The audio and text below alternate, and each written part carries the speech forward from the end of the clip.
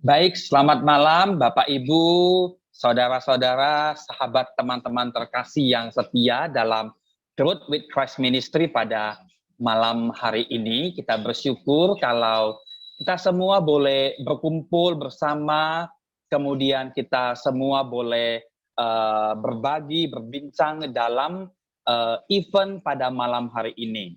Bapak Ibu, saudara-saudara yang terkasih, kita bersyukur kalau pada malam hari ini kita bisa berkumpul kembali dan terlebih khusus pembicara pada malam hari ini Bapak Pendeta Grant. Terima kasih Pak Grant. Dan kita rindu pada malam hari ini kita boleh berbagi, kita boleh sharing dan kita boleh berbincang bersama khususnya untuk tema pada malam hari ini. Baik, Bapak Ibu, saudara-saudara yang terkasih, sahabat yang terkasih, mari kita memulai untuk event kita pada malam hari ini. Kami meminta kesediaan penginjil Kathy untuk boleh membawa kita di dalam doa. Kami persilakan kepada penginjil Kathy. Mari kita bersatu dalam doa. Puji syukur di hadapan-Mu untuk segala kemurahan-Mu dan kebaikan-Mu. Kita bisa hadir di tempat Zoom ini, itu sebuah anugerah dari Tuhan. Bapa, tidak lupa kita berdoa untuk pembicara kita, Pak Pendeta Grant Nixon, yang akan membicarakan suatu topik yang begitu menyenangkan buat diri kita. Perlengkapi beliau luar biasa lagi, Bapak. Dan berkatilah koneksi-koneksi yang kita gunakan supaya bisa lancar dan bisa terkoneksi satu dengan yang lain, bisa berbincang satu dengan yang lain. Dan juga kita juga berdoa untuk peserta-peserta yang mengikuti di GWC ini, Engkau memakai mereka lebih luar biasa ini. Dalam nama Yesus Kristus kami berdoa. Amin. Amin. Terima kasih. Baik, Bapak Ibu, supaya tidak berpanjang-panjang, kami persilakan dengan hormat kepada Bapak Pendeta Grant Nixon. Nanti Pak Grant Nixon akan perkenalan segala macam, silakan. Kami berikan kesempatan, Pak. Silakan, Pak. Terima kasih Pak Haryono buat sambutan hangatnya dan seluruh keluarga Grow with Christ Ministry ya. Selamat malam, salam kenal untuk kita semua. Saya senang sekali dari awal suasananya enak ya, Pak Haryono bawa kita dalam satu suasana yang sangat bersahabat gitu, sangat hangat. Dan malam ini saya diberi kesempatan untuk membahas mengenai satu tema yang pada awalnya diberikan tema agama, spiritualitas, dan perempuan.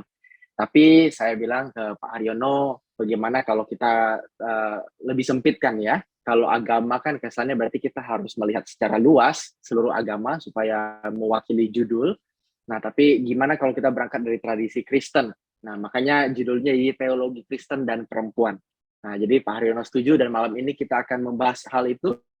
Saya harap 30 menit ke depan ya, Bapak Ibu, saudara sekalian bisa bersama dengan saya, kita akan melihat, mengeksplorasi bagaimana relasi teologi Kristen dan perempuan, serta apa yang perlu kita ketahui dari relasi tersebut, dan eksplorasi apa saja yang bisa nanti kita lihat berhubungan dengan teologi Kristen yang nampaknya sangat maskulin ya, Bapak Ibu saudara sekalian ya. Kalau kita lihat Bapak di surga gitu ya, terus juga laki-laki sebagai kepala rumah tangga dan sebagainya, terlihat sangat maskulin ya.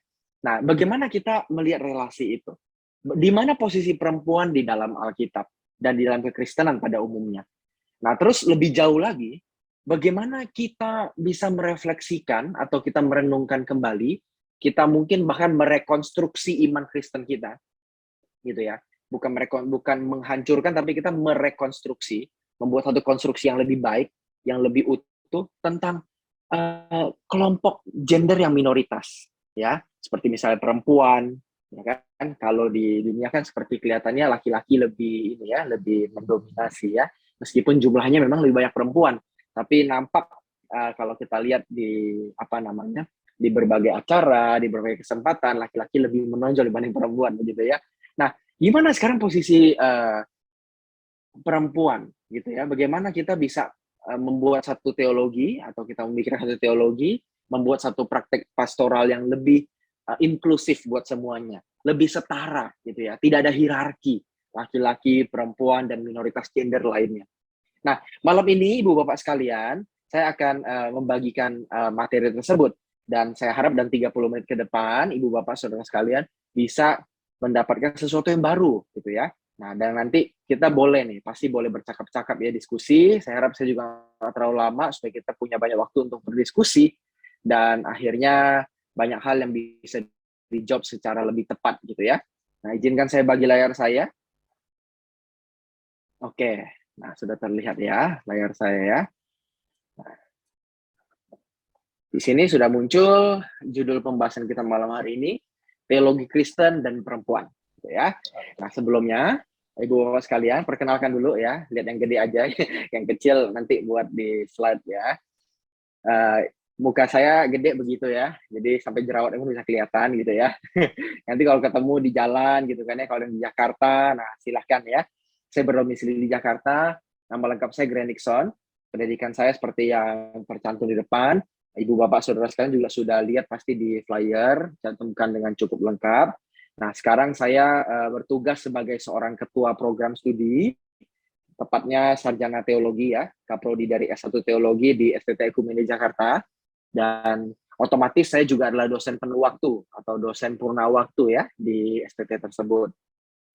Saya juga seorang pendeta di Gereja Suara Kebenaran Injil yang digembalakan oleh Pendeta Dr. Erastus Sabdono. Nah, ini mungkin perkenalan singkat yang bisa saya bagikan. Kalau rekan-rekan, ibu bapak sekalian mau lebih dalam gitu ya, mau tahu gimana sih kehidupan pribadinya gitu ya, nah silahkan follow IG-nya ya. Nah, kalian promosi jadinya kan. @grandnix ya, ibu bapak teman-teman sekalian, silahkan searching aja di Instagram, nanti bisa lihat gimana siapa saya, siapa istri saya, siapa anak saya gitu ya. Nah, tapi malam ini cukup mungkin saya memperkenalkan sebagai seorang pendeta dan seorang dosen di sebuah sekolah tinggi teologi. Salam kenal buat kita semua. Kalau kita ketemu, jangan sombong-sombong untuk menyapa. Nah, malam hari ini kita akan membahas paling tidak beberapa hal. Ada 5 poin penting yang akan kita bahas di dalam presentasi ini. Yang pertama, saya akan mengajak kita nanti untuk mengingat kembali beberapa hal. Nah, ini seperti apa ya, nostalgia ya. Nah, nanti kita akan lihat apa yang dinostalgiakan, yang tentunya nanti berhubungan dengan tema kita. Yang kedua, nanti kita akan coba melihat, masuk lebih dalam, mengapa hal-hal yang kita bisa ingat kembali itu, ya, berkaitan dengan kehidupan Kristen kita, berkaitan dengan teologi Kristen yang kita anut, itu nampaknya jarang memberikan lampu sorot pada perempuan, jarang memberikan lampu panggung pada perempuan, rata-rata ke laki-laki gitu ya. Nah, kenapa sih itu? Nanti kita akan melihat bagaimana hegemoni maskulinitas dan patriarki dalam teologi Kristen. Nah, tentunya ini tidak untuk menjelekkan atau merendahkan atau mengatakan bahwa teologi Kristen itu harus ditinggalkan. Namun di sini kita akan mencoba mengkritisi, melihat secara mendalam. Kenapa sih di teologi Kristen itu lebih dominan maskulin ketimbang feminin gitu ya? Nanti kita coba lihat. Dan tentunya arahnya konstruktif. Bukan membuat kita jadi akhirnya kehilangan iman, akhirnya kita jadi mempertanyakan iman kita, dan kita akhirnya galau gitu ya. Tentu tidak ke situ arahnya. Tapi kita arahnya lebih konstruktif. Bagaimana kita nanti bisa lebih inklusif, lebih terbuka ya. Kita bisa mengembangkan pelayanan kita kalau kita di gereja. Kalau kita seorang teolog, kita seorang pemikir teologi, kita bisa lebih luas dalam metode berteologi kita. Nah, kemudian tidak sah rasanya kalau kita tidak membahas mengenai ragam penindasan terhadap perempuan yang terjadi karena akibat hegemoni maskulinitas dan patriarki yang ada dalam konteks Kristen. Nah, kemudian kita akan membahas mulai masuk ke dalam isi yang menjadi satu tantangan bagi saya, yang saya juga nanti akan bagi ke rekan-rekan sekalian, yaitu bagaimana kita memikirkan ulang kekristenan kita, yang selama ini memang didominasi oleh maskulinitas, ya, dan pemikiran yang patriarkis. Nah, patriarkis itu apa? Mungkin kalau ada masih asing, saya mungkin jelaskan singkat. Patriarkis itu cara berpikir yang mengunggulkan laki-laki. Pokoknya laki-laki paling unggul, laki-laki yang paling terdepan, ya kan? Pokoknya kalau udah laki-laki, dia jadi pemimpin otomatis. Ya, man is a leader by nature. Nah, itu apa namanya, slogannya patriarki ya. Seorang laki-laki adalah seorang pemimpin sejak lahir, gitu kan? Nah, kelihatannya memang ya kelihatan di masyarakat kita kayak benar ya. Tapi sebenarnya itu perlu dipertanyakan. Apakah seorang memimpin karena gendernya laki-laki atau karena kemampuannya? Nah, ini kan nanti bisa dipertanyakan kan. Kalau ternyata karena kemampuan, lantas kenapa gender menjadi pertimbangan? Apakah ada yang lain gitu? Nah, nanti kita akan melihat. Kita akan memikirkan ulang. Kalau misalnya ada yang salah dalam pemikiran kekristenan kita, atau katakanlah kurang luas ya, bukan salah ya, tapi kita belum luas dalam melihat bagaimana relasi antara laki-laki dan perempuan dalam kekristenan kita akan nanti memikirkan ulang bagaimana langkah-langkahnya. Bagaimana langkah-langkah kita bisa mengembangkan cara berpikir kita, mengembangkan perspektif kita tentang bagaimana laki-laki dan perempuan itu hadir dalam teologi Kristen kita, dan mereka juga bisa sama-sama diwakili, sama-sama dinaungi dalam tindakan pastoral yang nyaman, yang baik, gitu ya. Nanti kita akan melihat, dan nanti ada di bagian akhir saya akan berikan langkah-langkah praktis, ya, serta peluang dan tantangan yang akan kita hadapi ke depan. Nah, mungkin sebagian di antara kita akan sedikit bingung, ini kemana nih arahnya, mau kemana nih? Nah, tapi mari kita lihat pelan-pelan ya. Saya akan ajak kita pelan-pelan, kita akan berselancar sedikit demi sedikit, dan mari kita ikuti. Tapi sebelum saya mulai masuk ke dalam materi, saya ingin memberikan disclaimer. Saya ingin memberikan disclaimer, atau mungkin catatan kecil ya. Bapak Ibu Saudara sekalian, apa yang saya sampaikan di sini benar-benar tidak bermaksud atau tidak berniat untuk mengatakan bahwa apa yang sudah dibangun oleh bapak-bapak gereja dahulu ya, atau ibu-ibu gereja terdahulu gitu kan, atau pendahulu-pendahulu kita, termasuk orang-orang kudus yang sudah meninggal gitu ya, itu semuanya salah dan udah buang aja gitu. Wah, itu semua jelek, itu semua salah, keliru, itu jahat. Oh, enggak begitu. Kita benar-benar berdiri di atas penghormatan terhadap pendahulu-pendahulu kita yang sudah berkarya, yang sudah memikirkan mengenai doktrin-doktrin, ya, pemikiran-pemikiran, teologi-teologi Kristen yang dibangun. Kita menghargai. Ingat, jadi di sini kita berdiri pada posisi yang sama. Saya pun tidak bermaksud untuk mengatakan bahwa yang dulu itu, wah pokoknya sesat, keliru semua. Tidak. Tidak ada dalam pikiran saya untuk berpikir seperti itu. Di sini kita akan melakukan yang namanya refleksi kritis. Kita merefleksikan, merenungkan kembali. Yuk, coba kita melihat dengan jujur. Saya Kristen, Anda juga Kristen. Saya yakin kita semua nggak ada maksud buruk terhadap iman kita. Kita semua menghargai iman kita. Tapi, bukan berarti apa yang kita percaya ini sudah final. Kita adalah manusia yang terus harus belajar, betul? Harus selalu mengembangkan pemikiran kita. Mengembangkan dan menerima ilmu-ilmu baru. Supaya kita makin beriman dengan berkualitas. 5 tahun, 10 tahun lalu kita beriman, sama sekarang pasti kan beda. Ada perubahan, ada perkembangan, karena kita semakin dewasa dalam Tuhan. Nah, sama dengan malam hari ini, saya mau mengajak kita untuk satu langkah maju lagi. Dengan kritis kita coba lihat apa yang sudah kita lakukan sejak zaman dulu. Ya, bagaimana kekristenan kita. Dan bagaimana teologi Kristen yang kita terima selama ini. Saya mau ngajak kita untuk mengkritisi hal tersebut. Bagaimana teologi kita, dan yang kedua, bagaimana pelayanan pastoral yang kita lakukan. Kalau kita seorang pelayan Tuhan di gereja, atau aktivis, atau pendeta. Gitu ya. Mari kita berangkat dari titik yang sama. Ini disclaimer ya, di awal ya. Jadi kita dari titik yang sama, Bapak Ibu Saudara sekalian, kita adalah orang-orang yang menghargai para pendahulu. Tidak bermaksud untuk menjelekkan, merusakkan, merendahkan, jauh dari pikiran kita. Tapi yang menjadi goal kita malam ini, kita mau merenungkan kembali. Dan apa yang masih kurang, yuk kita kembangkan. Yuk kita perluas. Yuk kita makin maju. Makanya kita harus mengkritisi apa yang kurang, apa yang memberi dampak kurang baik, gitu ya. Kita kritisi untuk lebih baik. Nah, itu catatan awal saya. Dan mari kita masuk, Bapak Ibu Saudara sekalian. Saya ngajak kita untuk mengingat kembali terlebih dahulu. Nah, ini agak lucu ya. Pertama, coba, Bapak Ibu Saudara sekalian, berapa banyak tokoh perempuan dalam sejarah gereja yang bisa kita sebutkan? Misalnya pada abad pertama, reformasi. Pada masa pasca reformasi, ayo coba. Yang bisa kita sebut siapa? Abad pertama siapa? Tokoh perempuan dalam sejarah gereja. Pasti Maria Magdalena gitu ya. Wah, Maria Ibu Yesus. Ya kan? Veronica. Nah, itu sejarah pertama Yesus mati dan bangkit ya. Tapi setelah itu coba. Misalnya setelah gereja berdiri abad kedua, abad ketiga. Pada saat abad ketiga misalnya ya. Itu siapa tokoh perempuan? Abad reformasi. Siapa tokoh perempuan yang bisa kita sebutkan? Jangan-jangan di pikiran kita hanya ada Calvin, Luther, ya kan? Zwingli, ya kan? Nah, masih itu ya. Tapi maksudnya perempuan, iya siapa ya perempuan ya? Ah, kita juga bingung. Pasca reformasi, setelah reformasi, ayo siapa teolog perempuan atau tokoh perempuan, pendeta perempuan yang bisa kita sebut namanya? Nah, mungkin akan membingungkan juga, gitu ya. Atau mungkin sampai ke hari ini, siapa pendeta perempuan yang kita masih ingat? Mungkin sedikit ketimbang pendeta laki-laki, teolog laki-laki, aktivis laki-laki. Gitu ya. Ini sangat menarik. Itu di gereja barat. Apalagi gereja timur, Bapak Ibu Saudara sekalian.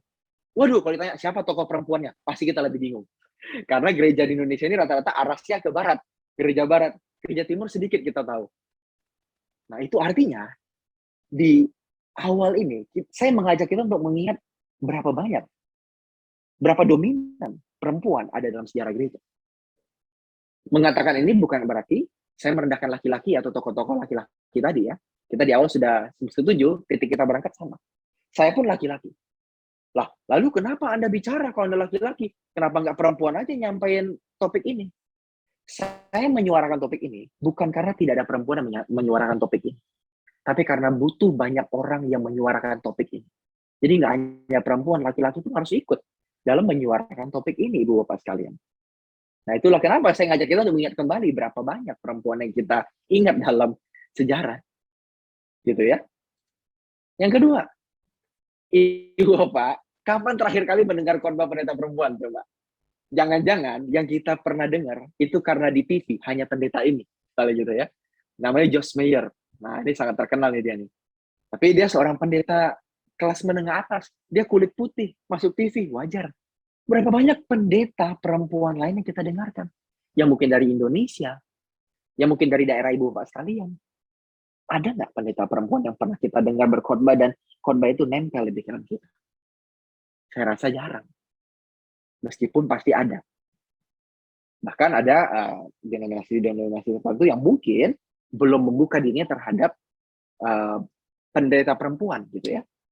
Nah, ini menjadi satu hal yang coba kita ingat kembali. Oh iya ya, ternyata cukup sedikit perempuan yang melayani dan berkhotbah, dan mungkin sampai aku terima, aku bekaskan dalam pikiranku gitu ya. Yang ketiga, nah coba tanpa sejarah, misalnya nggak usah sejarah deh. Nah, kita coba lihat ya. Saya nggak kasih pembabakan sejarahnya. Coba, saya mau tanya Ibu Bapak sekalian. Foto yang sebelah kiri ini, ada yang bisa sebut ini namanya siapa? Yang laki-laki ini. Coba. Ada yang bisa sebut? Tulis di chat box saja, nggak apa-apa. Tulis di chat box. Ada yang familiar dengan wajah teolog ini? Saya rasa ini pasti banyak yang tahu nih. Ada yang familiar dengan wajah teolog sebelah kiri ini? Ada? Nggak ada? Yakin? Belum ada yang tahu? Oke, kalau belum ada yang tahu saya kan. Betul, Pak Haryono. Yang sebelah kiri Martin Luther. Nah, siapa yang sudah pernah dengar Martin Luther? Coba, saya mau sedikit survei. Siapa yang sering dengar nama Martin Luther boleh raise hand? Coba boleh raise hand Bapak Ibu sekalian. Pakai fitur raise hand supaya saya bisa hitung berapa nih. Coba, boleh. Kalau kita iseng-iseng ya. Siapa yang udah pernah dengar nama Martin Luther? Coba. Wah, 11, 12. Ya, 13, 14, terus naik. Wah, cukup banyak ya. 15, 16, 17, 16. Oke. Terus Bapak Ibu. Berapa banyak yang udah dengar Martin Luther? Oh, banyak ya, hampir setengah ya. Oke, silakan Bapak Ibu boleh di lower ya. Boleh diturunkan tangannya. Nah, sekarang saya mau tanya. Ya, Pak Haryono jangan jawab ya Pak ya, sebelah kanan ini ya. Yang pernah lihat lukisan perempuan sebelah kanan ini dan tahu namanya siapa? Saya akan kasih pulsa 100.000 bagi peserta yang bisa menjawab nama dari teolog perempuan, bukan teolog ya, tapi dia adalah seorang biarawan juga ya. Tapi ya teolog juga bisa dihitung teolog perempuan. Ada yang bisa sebut? Bukan Catherine von Bora, Fanny Crosby, bukan. 100.000 pulsa. Saya tunggu 1 menit, 956 ya, sekarang 955. Saya ada grand prize 100.000 pulsa, apapun itu operatornya. Ada yang bisa sebut nama yang sebelah kanan ini? Siapa ini? Nggak ada? Tunggu belum 956. Saya masih strict sama aturan yang saya bikin. Ada Bapak Ibu? Ada yang mau coba lagi peruntungannya? Siapa tahu kesebut benar. Elizabeth Fiorenza? Bukan juga. Bukan. Elizabeth Fiorenza modern. Udah 956, 756 ya. Berarti habis ya. Oke. Jadi yang sebelah kanan ini adalah Teresa dari Avila. Ini adalah seorang perempuan mistikus, Bapak Ibu Saudara sekalian. Namanya Teresa dari Avila. Nah, siapa yang pernah dengar nama Teresa dari Avila? Ada yang pernah dengar? Atau baru malam hari ini yang dengar? Kayak baru malam ini ya, banyaknya ya. Waduh. Mungkin muka ini kayaknya banyak, kalau nggak saya bilang tokoh teolog, ada yang jawab Maria Ibu Yesus, jangan-jangan ini ya. Karena di film kan begini Maria Ibu Yesus ya, pakai kerudung gitu ya. Wajahnya putih-putih gitu kan. Nah, sebenarnya Bapak Ibu, dari survei singkat nih, dari mengingat kembali kecil ini, kita bisa melihat ternyata yang dominan di pikiran kita itu memang teolog laki-laki lagi ya. Ini ingat, bukan menjelekkan laki-laki atau menjelekkan Martin Luther, merendahkan Martin Luther, tidak sama sekali. Tapi saya mengajak kita untuk merefleksikan dengan kritis. Ya, merefleksikan dengan kritis apa yang kita sudah jalani selama ini. Dan terakhir, saya mau tanya yang iseng. Kalau ada di antara Bapak Ibu, saya tahu tidak semuanya suka baca. Tapi yang suka baca, berapa banyak buku teolog perempuan yang Anda telah baca? Coba bisa disebut? Atau jangan-jangan buku teolog yang kita baca itu adalah teolog-teolog laki-laki, gitu ya, si ini si itu gitu ya, Agustinus ya, Luther, Calvin, Zwingli gitu kan, wah, Confession-nya Agustinus ya kan. Nah, berapa banyak buku teolog perempuan yang kita baca? Jangan-jangan dalam pikiran kita bisa berpikir bahwa kalau seorang teolog perempuan menulis buku, kayaknya kurang nendang ketimbang yang laki-laki, gitu ya. Jangan-jangan ya.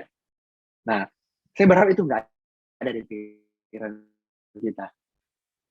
Tapi memang buku teolog perempuan itu bukan hanya sedikit dibaca, tapi memang sedikit ditulis juga, gitu. Nggak banyak yang nulis, gitu kan. Makanya kalau bisa kita bilang, ya wajar kalau sedikit yang membaca buku teolog perempuan. Karena memang yang nulisnya juga sedikit. Perempuan yang menulis sedikit dibanding laki-laki. Nah, Ibu Bapak sekalian, dan yang terakhir, ini pasti kita bisa relate ya sama kehidupan kita masing-masing.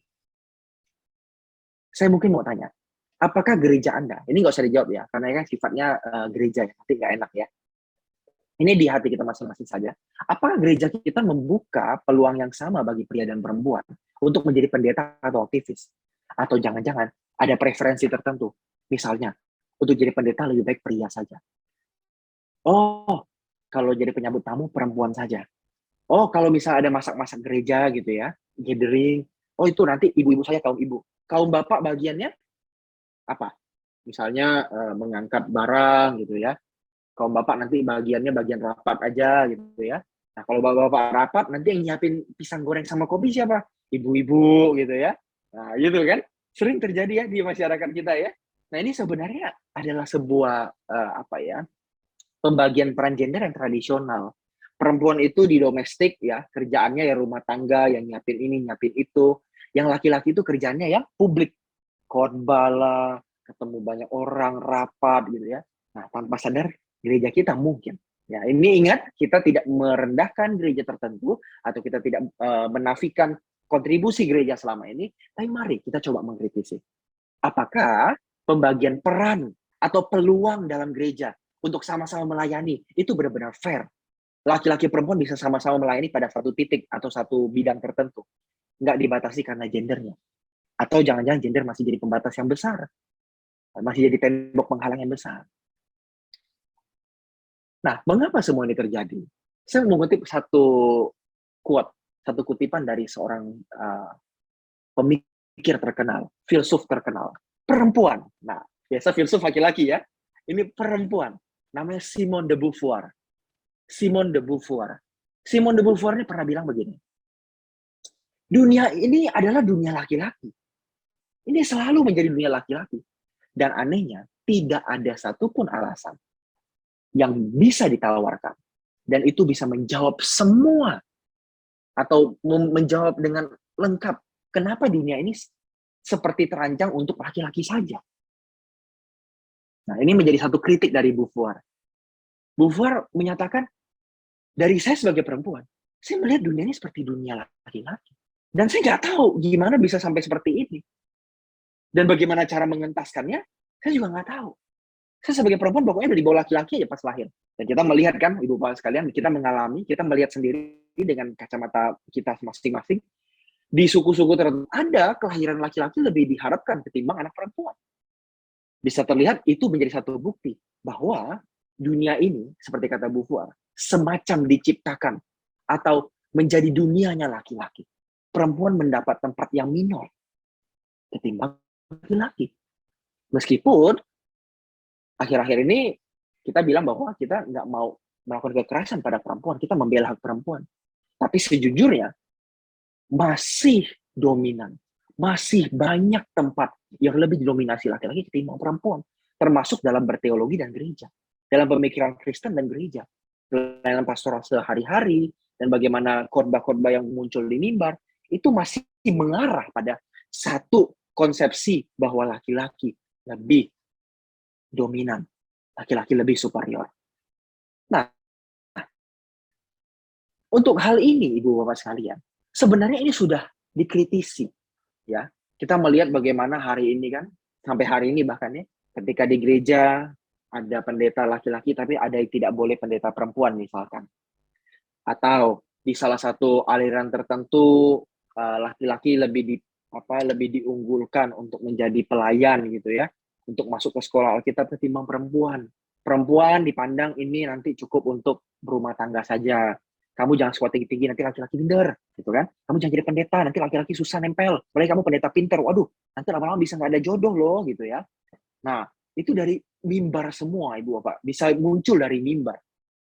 Nah, kenapa nampaknya kehidupan bergereja kita, seperti yang tadi saya bilang ya, dan kehidupan teologi kita, pemikiran Kristen kita didominasi oleh laki-laki, penulisnya laki-laki, ya kan tadi ya, penulis bukunya laki-laki, pendeta pengkhotbahnya banyak yang laki-laki, ya kan? Terus buku-buku juga banyak didominasi laki-laki. Ini kenapa ya? Nah, ini dari kritisi, Bu Bapak sekalian. Ini yang namanya hegemoni, atau bahasa sederhananya itu semacam penjajahan gitu ya, atau semacam dominasi terselubung, yang namanya maskulinitas, kelaki-lakian, dan patriarki. Patriarki itu dari kata pater gitu ya, ayah laki-laki.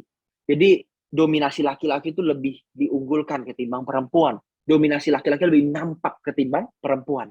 Dan masyarakat Indonesia itu masyarakat yang sangat patriarki, Ibu Bapak sekalian. Karena laki-laki itu menempati posisi atau memiliki privilege, hak istimewa yang sangat berbeda ketimbang perempuan. Ya. Contohnya misalnya laki-laki boleh hanya bekerja saja, pas pulang dia istirahat santai-santai. Ketika perempuan harus bekerja juga, bantu laki-lakinya, bantu suaminya, dia pulang, dia harus kerjaan rumah. Lihat, perempuan dapat beban ganda, ya kan? Nah, di Indonesia berarti ada masyarakat patriarki. Dan ini dikritisi, Ibu Bapak sekalian. Bukan hanya di kehidupan masyarakat sehari-hari, tapi dalam ranah teologi juga. Ranah teologi dan ranah pastoral. Pertama, si Elizabeth Schussler Fiorenza. Dia dalam bukunya Bread Not Stone, itu mengkritisi tentang tafsir Alkitab yang kok dari perspektif laki-laki terus ya. Ketika misalnya ada perempuan yang diperkosa di Alkitab gitu kan, itu dipandang sebagai sebuah kenajisan. Perempuan itu sudah tidak perawan lagi, sudah kurang harganya ketimbang yang perawan. Nah ini kan dari perspektif laki-laki, dari pemikiran seorang laki-laki. Dan memang Alkitab Kristen itu ditulis oleh perspektif seorang laki-laki, kelompok laki-laki. Dan jangan heran makanya banyak teks-teks Alkitab yang kalau kita lihat itu berpihak pada maskulinitas, pada laki-laki. Gitu ya. Kalau Bapak Ibu notice nih, di Ulangan pasal berapa saya lupa, yang jelas di Ulangan, kalau perempuan ketahuan berzina, ya kan, perempuan itu mengalami hukuman yang berat. Gitu kan? Perempuan mengalami hukuman yang berat. Nah, nanti masalahnya gimana tuh yang laki-laki? Gitu kan?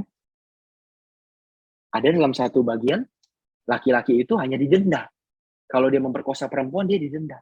Tapi perempuannya harus mengalami hukuman mati. Atau bahkan menikah seumur hidup dengan laki-laki tersebut. Nah, Fiorenza mengkritisi. Loh, kenapa begitu? Nah, itu kurang lebih ya. Kalau Barry Daly dalam buku Beyond God the Father, dia mengkritisi hal lain. Dia mengkritisi simbol-simbol yang digunakan tuh, kenapa ya laki-laki semua di Alkitab ya? Contoh, kenapa Bapak di dalam surga? Kok Bapak katanya? Gitu, kurang lebih ya. Kenapa nggak Ibu dalam surga? Bukankah dalam Alkitab bukan hanya ada sifat-sifat kebapaan, seperti misalnya mendidik gitu ya, dia tegas gitu kan. Tapi Bapak di surga atau Allah juga digambarkan dalam gambaran yang feminin. Seperti misalnya dia melahirkan, ya kan? Dia mengerami, mengayomi, dia penuh kasih, ya kan? Dia seperti induk ayam yang menaungi anak-anak ayamnya gitu kan, kata Tuhan Yesus ya. Itu kan sifat-sifat keperempuanan. Kenapa hanya menggunakan kata ayah? Kenapa hanya menggunakan kata father? Sedangkan Yesus sendiri berkata, Allah itu adalah roh. Nah, roh berarti tidak punya kelamin. Dalam arti seperti manusia kita hari ini, ya kan? Roh itu ya roh gitu. Beda dengan kita sebagai insan. Namun kenapa harus father? Nah, Mary Daly mengkritisi itu. Dan yang terakhir, yang bisa saya bagi, yang sebenarnya banyak bukunya. Nah, maskulinitas dan hegemoni maskulinitas dan patriarki dalam teologi Kristen juga dikritisi oleh Rosemary Redford Rutter. Dia berkata bahwa dalam teologi Kristen itu banyak seksisme. Dia bilang dalam teologi Kristen banyak seksisme. Artinya seksisme begini Bapak Ibu sekalian. Artinya dia melihat satu seks atau satu kelamin, satu gender lebih baik ketimbang gender lain. Melihat satu gender, satu seks lebih baik ketimbang gender lain. Atau paling tidak menyiratkan. Menyiratkan. Kalau nggak secara langsung, tapi disiratkan bahwa laki-laki ini lebih baik ketimbang perempuan. Gitu. Dalam teologi Kristen, kata Redford Rutter, kata Rosemary Redford Rutter, dalam teologi Kristen banyak seksisme terselubung. Buktinya, dalam kitab Kejadian di awal, kenapa nama anak-anak Adam hanya perempuan? Hanya laki-laki, sorry. Kenapa hanya laki-laki? Di mana perempuan? Apakah dari segitu banyak anak Adam, semuanya nggak ada yang perempuan? Pasti ada. Tapi kenapa tidak dicatat? Itu sudah menunjukkan ada tersirat mengunggulkan laki-laki ketimbang perempuan. Ingat Bapak Ibu, ya sekali lagi saya ingatkan, saya tidak menggugat otoritas Alkitab. Tapi kita coba mengkritisi melihat bagaimana konstruksi kitab suci ini dalam budayanya waktu dia jadi. Kan kitab suci nggak turun dari surga sekonyong-konyong ya. Dia ada budaya yang melingkupinya. Nah di sini kita mau coba lihat.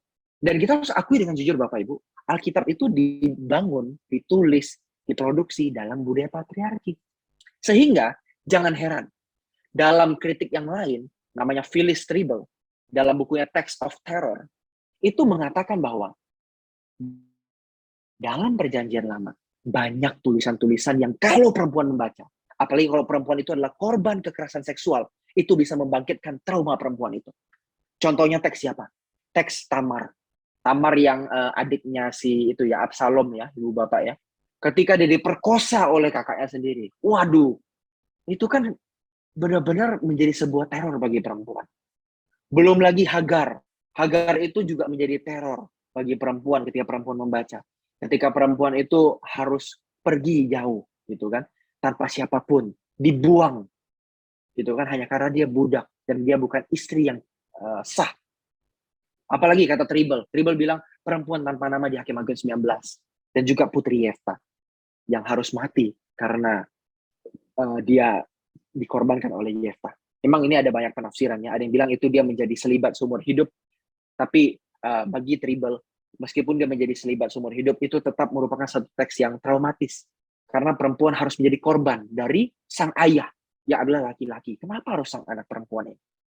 Gitu kan? Trible sebagai seorang perempuan, itu membaca dengan pengalamannya. Dan dia melihat pengalaman perempuan lain yang juga sama, yang mengalami pelecehan seksual, terbuang dari keluarganya. Ketika membaca teks tersebut, kata Trible, ini bisa menjadi teks yang meningkatkan atau memicu kembali teror atau rasa trauma yang muncul dalam pengalaman mereka. Dan kita harus melihat Bapak Ibu, kenapa teologi Kristen itu begitu hegemonik dalam maskulinitas dan patriarki. Saya tadi sudah singgung, itu bukan terjadi dalam sehari.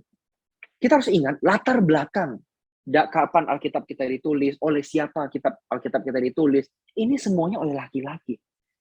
Oleh laki-laki zaman dulu yang masih megang norma gender tradisional, laki-laki mesti kerja, perempuan di rumah gitu ya, perempuan menyusui gitu kan, perempuan di rumah tangga aja gitu kan. Nah itu norma gender tradisional masih pegang. Mereka memegang norma tradisional itu dan menuliskannya ke dalam kitab suci. Nah itulah mengapa latar belakang kitab kita dan dalam Alkitab kita sendiri nampak laki-laki sangat dominan, gitu ya. Dan ketika itu masuk ke dalam teks tulisan gitu ya, dan teks Alkitab kita kan Bapak Ibu pasti sudah tahu itu disalin ya, di copy ya, meskipun bukan pakai fotokopi, tapi itu disalin.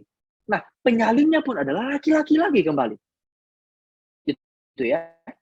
Karena perempuan hari itu kemampuan literasinya di bawah laki-laki. Makanya penyalin teks Alkitab suci dalam hal ini itu juga laki-laki. Nah, oleh karena itu mempengaruhi bahasa yang digunakan. Karena yang nulis laki-laki gitu ya. Latar belakangnya juga mereka memegang norma gender yang tradisional gitu kan. Yang taunya laki-laki di kerjaan, perempuan di rumah nyusui anak gitu ya. Dapur, sumur, kasur aja gitu kan.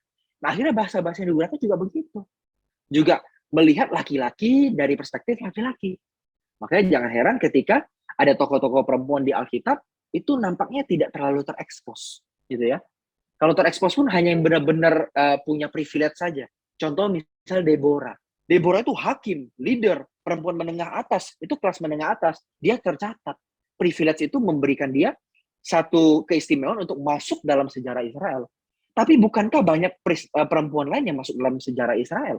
Dan hanya sedikit dibahas. Nah ini yang kita lihat. Kita harus jujur bahwa dalam kitab suci kita juga menginternalisasi ada patriarki. Yang tentunya kita bukan artinya nanti membuang semua kitab suci tersebut. Ya, nanti saya akan bikin refleksi di akhir. Dan kemudian tokoh-tokoh utamanya, baik itu dari pemukanya pada awal ya, si Musa gitu kan. Habis itu siapa lagi? Turun ke Yosua, turun lagi ke Raja Daud, Salomo dan seterusnya gitu ya. Tokoh-tokoh utama itu selalu laki-laki. Rasul-rasul juga laki-laki didominasi. Bahkan bapak-bapak gereja juga mendominasi laki-laki. Dan kita bukan rahasia ya Bapak Ibu sekalian ya.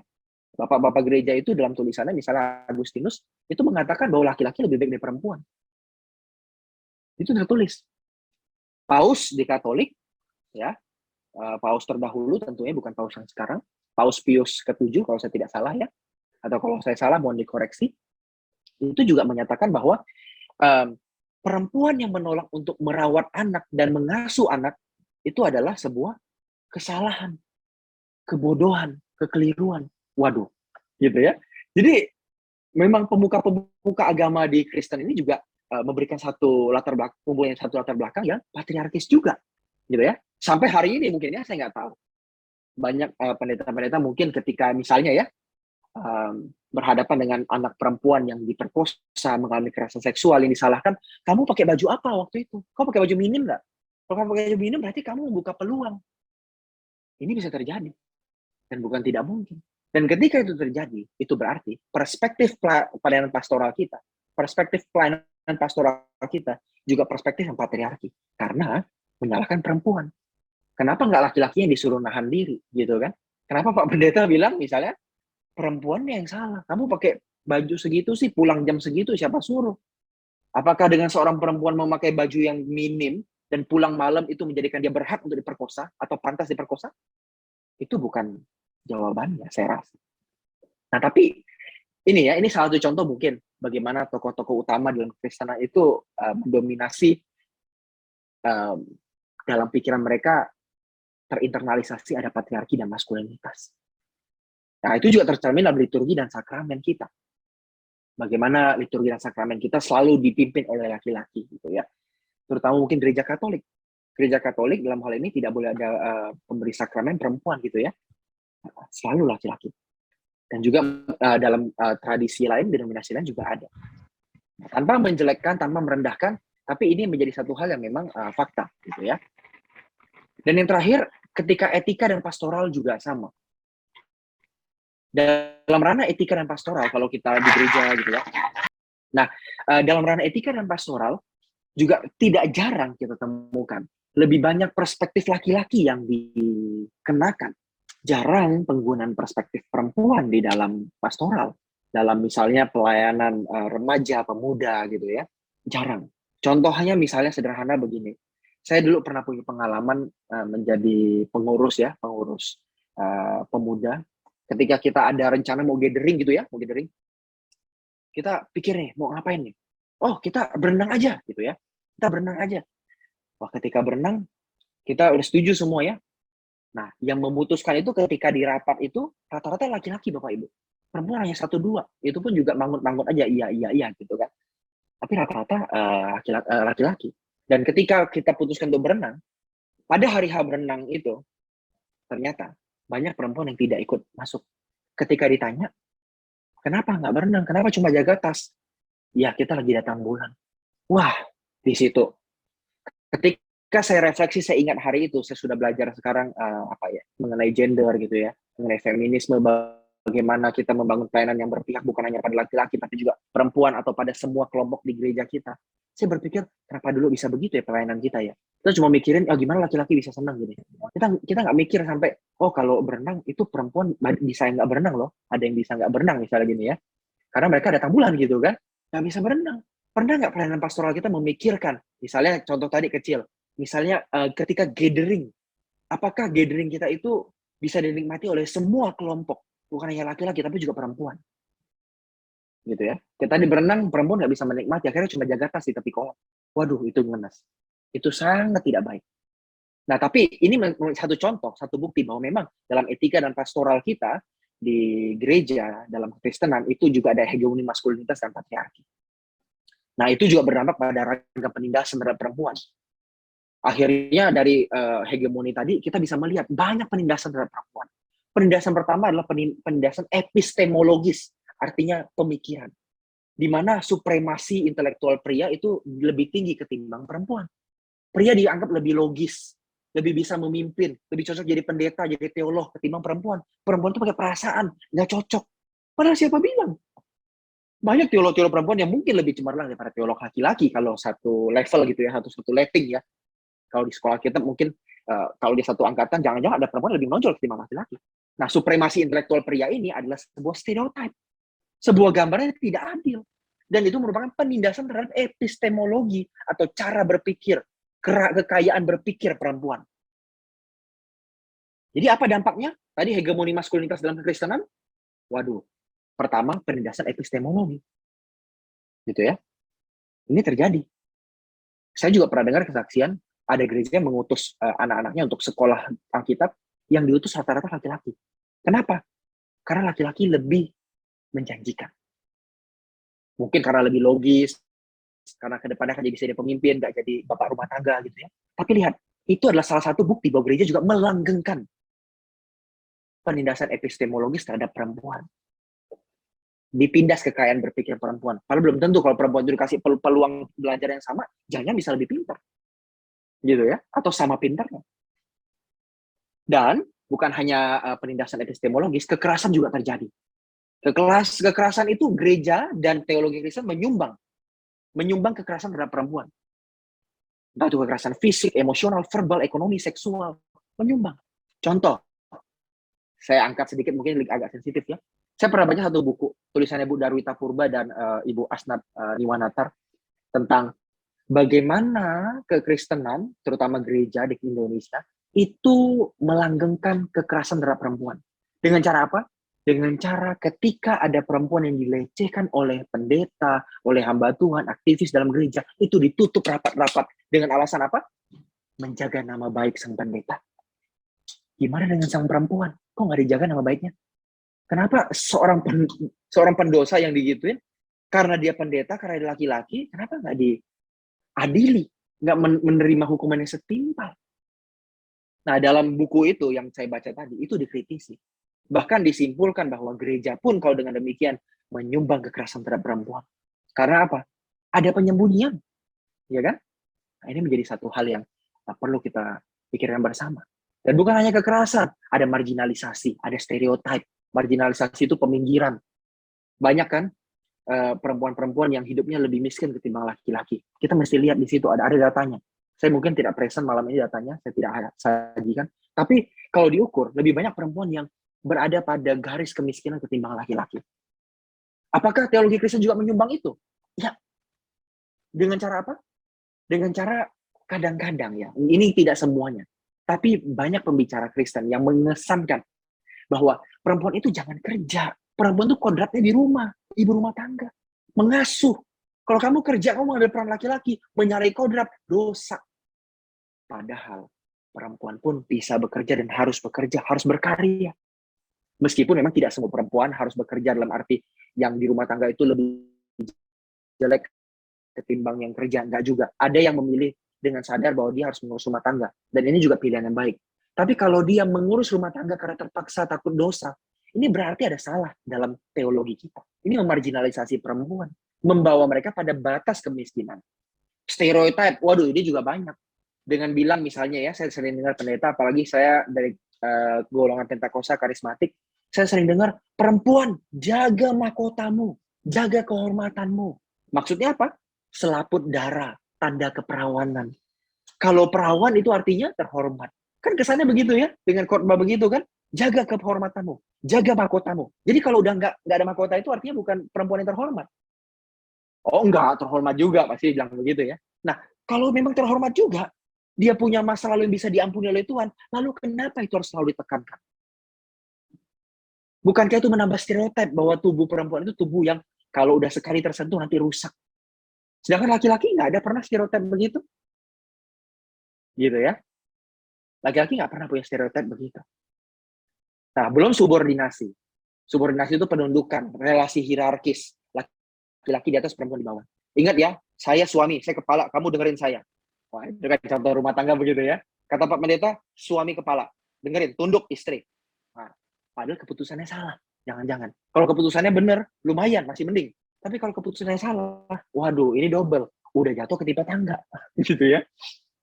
Udah si istri nurut-nurut aja karena dia nggak bisa ngelawan. Alasannya karena teologinya bilang, wah nanti dosa ya. Yang kedua, dia harus ikut memikul kesalahan keputusan laki-lakinya. Keputusan suaminya. Waduh, ini kan namanya subordinasi yang merugikan, ya kan? Kalau subordinasi menguntungkan masih mending-mending. Kalau merugikan, nah, ya kan? Ini teologi Kristen juga, teologi Kristen menyumbang. Apalagi beban ganda. Perempuan harus di rumah, plus kalau bisa bantu kerja suami. Ada juga yang begitu. Ada juga pembicara-pembicara yang bilang, meskipun perempuan kerja di luar, jangan lupa, kodrat kita itu mengurus rumah tangga. Ada yang bilang begitu. Kodrat itu melayani suami di kasur. Kita harus jadi pelayan yang baik. Loh, kenapa suaminya nggak dibilangin juga? Kamu juga pelayan yang baik untuk istrimu. Kenapa cuma sang perempuan? Kenapa di mimbar gereja menekankan perempuan yang menjadi pelayan? Kenapa tidak laki-laki juga? Nah, ini kan menjadi satu kritik. Dan ini ragam penindasan yang terjadi karena teologi Kristen dan pelayanan pastoral kita yang berpihak pada patriarki, berpihak pada perspektif laki-laki ketimbang perspektif perempuan. Oleh karena itu saya menantang kita semua untuk memikirkan ulang kekristenan kita. Mungkin ada sebagian yang mikir, apakah kita tinggalkan teks Alkitab kita aja? Kita tinggalin gereja kalau kayak gitu. Kita tinggalin iman Kristen. Kan imannya patriarki. Wah semuanya laki-laki, nggak usah. Kita cari yang lebih fair aja laki-laki perempuannya. Apakah begitu? Atau jangan-jangan kita tetap bertahan, tapi kita menyertainya dengan perkembangan cara berpikir. Seperti misalnya, kita berharap bahwa masih ada harapan, bahwa menjadi Kristen itu menjadi orang yang benar dan adil. Kita masih bisa berubah kok. Oke, kemarin masa lalu ada ketidakadilan.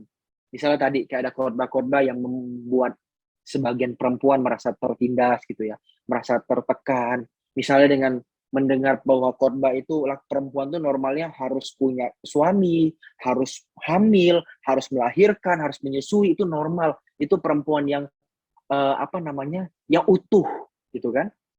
Ada pembicara-pembicara yang mengesankan seperti itu. Oke, itu udah terjadi di masa lalu. Kita masih bisa mengubahnya. Kita nggak harus meninggalkan iman Kristen kita. Tapi jangan lupa, menjadi Kristen berarti menjadi adil dan benar. Yuk kita berubah. Kita jadi lebih adil dalam relasi gender. Jangan karena laki-laki merasa berhak jadi bos, jadi pemimpin. Kita setara. Kita setara. Efesus 5 itu ketika dikatakan perempuan tunduk, itu konteks Efesus khusus, bukan untuk seluruh masa. Yang menjadi prinsip universal dari Efesus 5 itu adalah, hendaklah kamu saling merendahkan diri satu dengan yang lain. Artinya sama-sama dalam ketertundukan. Bukan satu lebih tunduk karena yang lain, hanya alasan karena kamu perempuan, saya laki-laki. Karena menjadi Kristen pun berarti secara aktif kita memperjuangkan orang tertindas, memperjuangkan perempuan. Dan menjadi Kristen berarti menjadi seperti Kristus. Lantas, bagaimana kita memberdayakan dan menginklusi perempuan serta kelompok minoritas lainnya dalam teologi dan gereja? Ini yang perlu kita pikirkan. Sehingga kita bisa masuk dalam tujuan yang utama, yaitu mewujudkan gereja dan pelayanan pastoral yang ramah, inklusif, serta memberdayakan perempuan dan kelompok minoritas lainnya. Serta yang kedua, bagaimana kita mendorong pembangunan teologi dari sudut pandang dan pengalaman perempuan. Bukan hanya laki-laki seperti saya, tapi juga perempuan atau laki-laki yang punya perspektif yang adil gender. Nah, ini yang kita mau tuju, Bapak Ibu Saudara sekalian. Lantas, bagaimana langkah praktis yang harus kita tuju? Yang pertama, kita harus merekonstruksi perspektif gender kita dalam berteologi. Dalam teologi itu ada gendernya loh, Bapak Ibu. Ada. Ketika kita khotbah, itu ada kaitan dengan gender. Pertama, apakah ketika kita berkhotbah, ketika kita menyusun khotbah, kita berpikir secara teologis, kita netral gender atau bias gender? Bias gender itu maksudnya kita ya nggak peduli lah. Kalau perempuannya misalnya ada satu teks yang bilang, oh perempuan itu lebih rendah ketimbang laki-laki gitu ya. Apakah kita bias aja? Oh ya udah emang begitu kok. Atau kita lebih kritis? Wah kok laki-laki perempuan dibilang beda ya, gitu kan? Nah, bukankah harusnya relasi gender itu saling responsif, saling berinteraksi gitu ya? Bukan bias, netral gender, nggak jelas gitu kan? Nggak sensitif dengan gender. Terus membela atau melanggengkan patriarki di dalamnya. Nah, kita harus merekonstruksi dari yang bias gender ke responsif gender. Terus, kita juga mesti merekonstruksi dari pemikiran gereja ini, yang dulunya pemikiran tentang gender itu tradisional. Ya istilahnya laki-laki di rumah, laki-laki kerja, perempuan di rumah gitu ya. Itu kan norma gender tradisional, peran gender tradisional. Gereja perlu merekonstruksi lebih moderat. Karena zaman sekarang itu sudah berubah keadaan. Dan norma gender sejujurnya tidak diatur oleh Alkitab. Nggak ada diatur perempuan harus di rumah, laki-laki mesti kerja. Kejadian pasal 3 itu kalau kita mau, mungkin ada yang bertanya, tapi kejadian pasal 3 gimana Pak? Kejadian pasal 3 itu adalah hasil kejatuhan manusia. Artinya sudah tidak ideal. Itu konstruksi masyarakat hari itu. Nah, bagaimana yang ideal? Bagaimana lebih baik? Kita harus melihat peran gender lebih moderat, bukan tradisional. Jangan mengurung perempuan di rumah. Oh, kamu nggak usah kerja, kamu udah di rumah aja. Gitu kan? Laki-laki aja yang kerja. Tapi kan aku mau mengembangkan diri. Nggak usah kamu perempuan. Gereja tidak boleh melanggengkan ini. Bukan hanya peran gender, relasinya juga. Laki-laki perempuan tidak boleh lagi dibikin ada atas bawah. Selama ada hierarki, selalu ada penindasan. Percaya deh.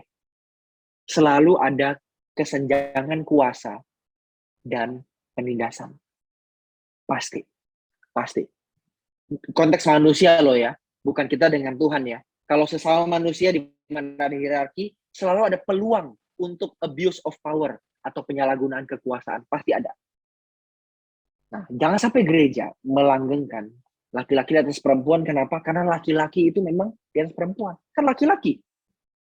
Loh, bukan masalah laki-laki perempuannya. Kan laki-laki perempuan sama-sama gambar Allah. Awalnya diciptakan setara. Harusnya norma gender yang setara ini yang kita bawa. Bukan kita melanggengkan norma gender yang hierarkis. Norma gender zamannya Paulus. Gitu kan? Nah, relasi gender seharusnya setara. Belum lagi kita bicara diversitas gender. Gereja selama ini hanya memandang yang laki-laki perempuan. Bagaimana dengan mereka yang transgender? Trans laki atau trans pria? Bagaimana dengan transpuan? Mereka kan juga manusia yang harus diakomodir. Kalau gereja hanya punya perspektif gender laki-laki perempuan, bagaimana kita bisa memenangkan jiwa-jiwa yang di luar sana? Transgender dibagi dua ya, ada trans laki atau trans pria, atau transpuan. Gimana? Nah, saya menawarkan kita perlu merekonstruksi perspektif gender kita dari keempat hal ini. Dan yang kedua, gereja perlu memberdayakan perempuan dengan memperhatikan dalam segi teologi dan pastoralnya. Ada 4 hal yang perlu diperhatikan. Pertama, akses. Apakah perempuan dapat akses dalam berteologi dan dalam pelayanan gereja? Kalau dapat, oke, dia berpartisipasi nggak? Jangan sampai dia bisa punya akses gereja, oh ya boleh kok perempuan bergabung di pelayanan, tapi nggak bergabung, nggak masuk mereka. Kenapa? Karena mereka takut buat ngelamar, karena minder. Nah, percuma juga. mereka bukan hanya harus dapat akses, tapi harus juga dipastikan berpartisipasi. Makanya bagus kalau DPR itu ada kuota 30% harus perempuan. Di DPR kita itu 30% harus perempuan, Ibu Pak sekalian. Nah, gereja ada nggak seperti itu? Harus ada 30% perempuan atau 20% perempuan. Memastikan mereka berpartisipasi. Terus, bukan hanya berpartisipasi, mereka juga harus punya kontrol, bisa mengawasi bersama. Bukan hanya laki-laki penatua laki-laki saja yang bisa mengontrol. Dan, apakah manfaat pelayanan pastoral dan teologi yang disampaikan di gereja, itu bermanfaat atau bisa mereka terima manfaatnya? Kalau manfaatnya cuma diterima laki-laki, itu berarti kita juga belum seimbang. Nah, kalau manfaatnya bisa diterima oleh semua, aksesnya juga bisa diterima oleh semua. Dan ini terus berputar. Nah, dengan kita memperhatikan 4 ini, Bapak Ibu sekalian, kita bisa melaksanakan sebuah atau membangun sebuah teologi yang berperspektif gender, gitu ya. Teologi yang adil gender dan pelayanan pastoral yang adil gender. Memperhatikan akses perempuan pada teologi dan pastoral, partisipasi mereka, kontrol mereka pada pelayanan gereja, dan manfaat, apakah mereka peroleh manfaat dari pelayanan gereja tersebut. Nah, ini yang saya tawarkan yang kedua. Peluang. Nah, peluang promosi kesetaraan gender dalam konteks global. Gimana nih pengarus utamaan gender? Pertama, ada promosi kesetaraan. Kita punya peluang apa? Karena di dunia ini sekarang promosi kesetaraan gender di mana-mana dan masuk dalam goal internasional. Dan bagaimana kita bisa punya peluang lain? Ternyata keterbukaan informasi juga membantu kita untuk memberdayakan perempuan di dalam gereja, dalam teologi. Belum lagi generasi ke depan, generasi Z lebih terbuka dan kritis. Itu akan lebih membantu gereja bertumbuh, berkembang dalam teologi maupun pelayanan pastoralnya. Keempat, teologi dan spiritualitas sekarang mulai disampaikan melalui seni dan budaya. Dulu kan kalau teologi cuma hanya bisa diterima oleh orang-orang yang intelek gitu ya. Sekarang juga melalui seni. Nah, ini bisa merambah lebih luas pada kelompok yang lebih luas. Dan pengarus utamaan gender dalam ilmu teologi itu bisa lebih luas lagi melalui seni dan budaya ini.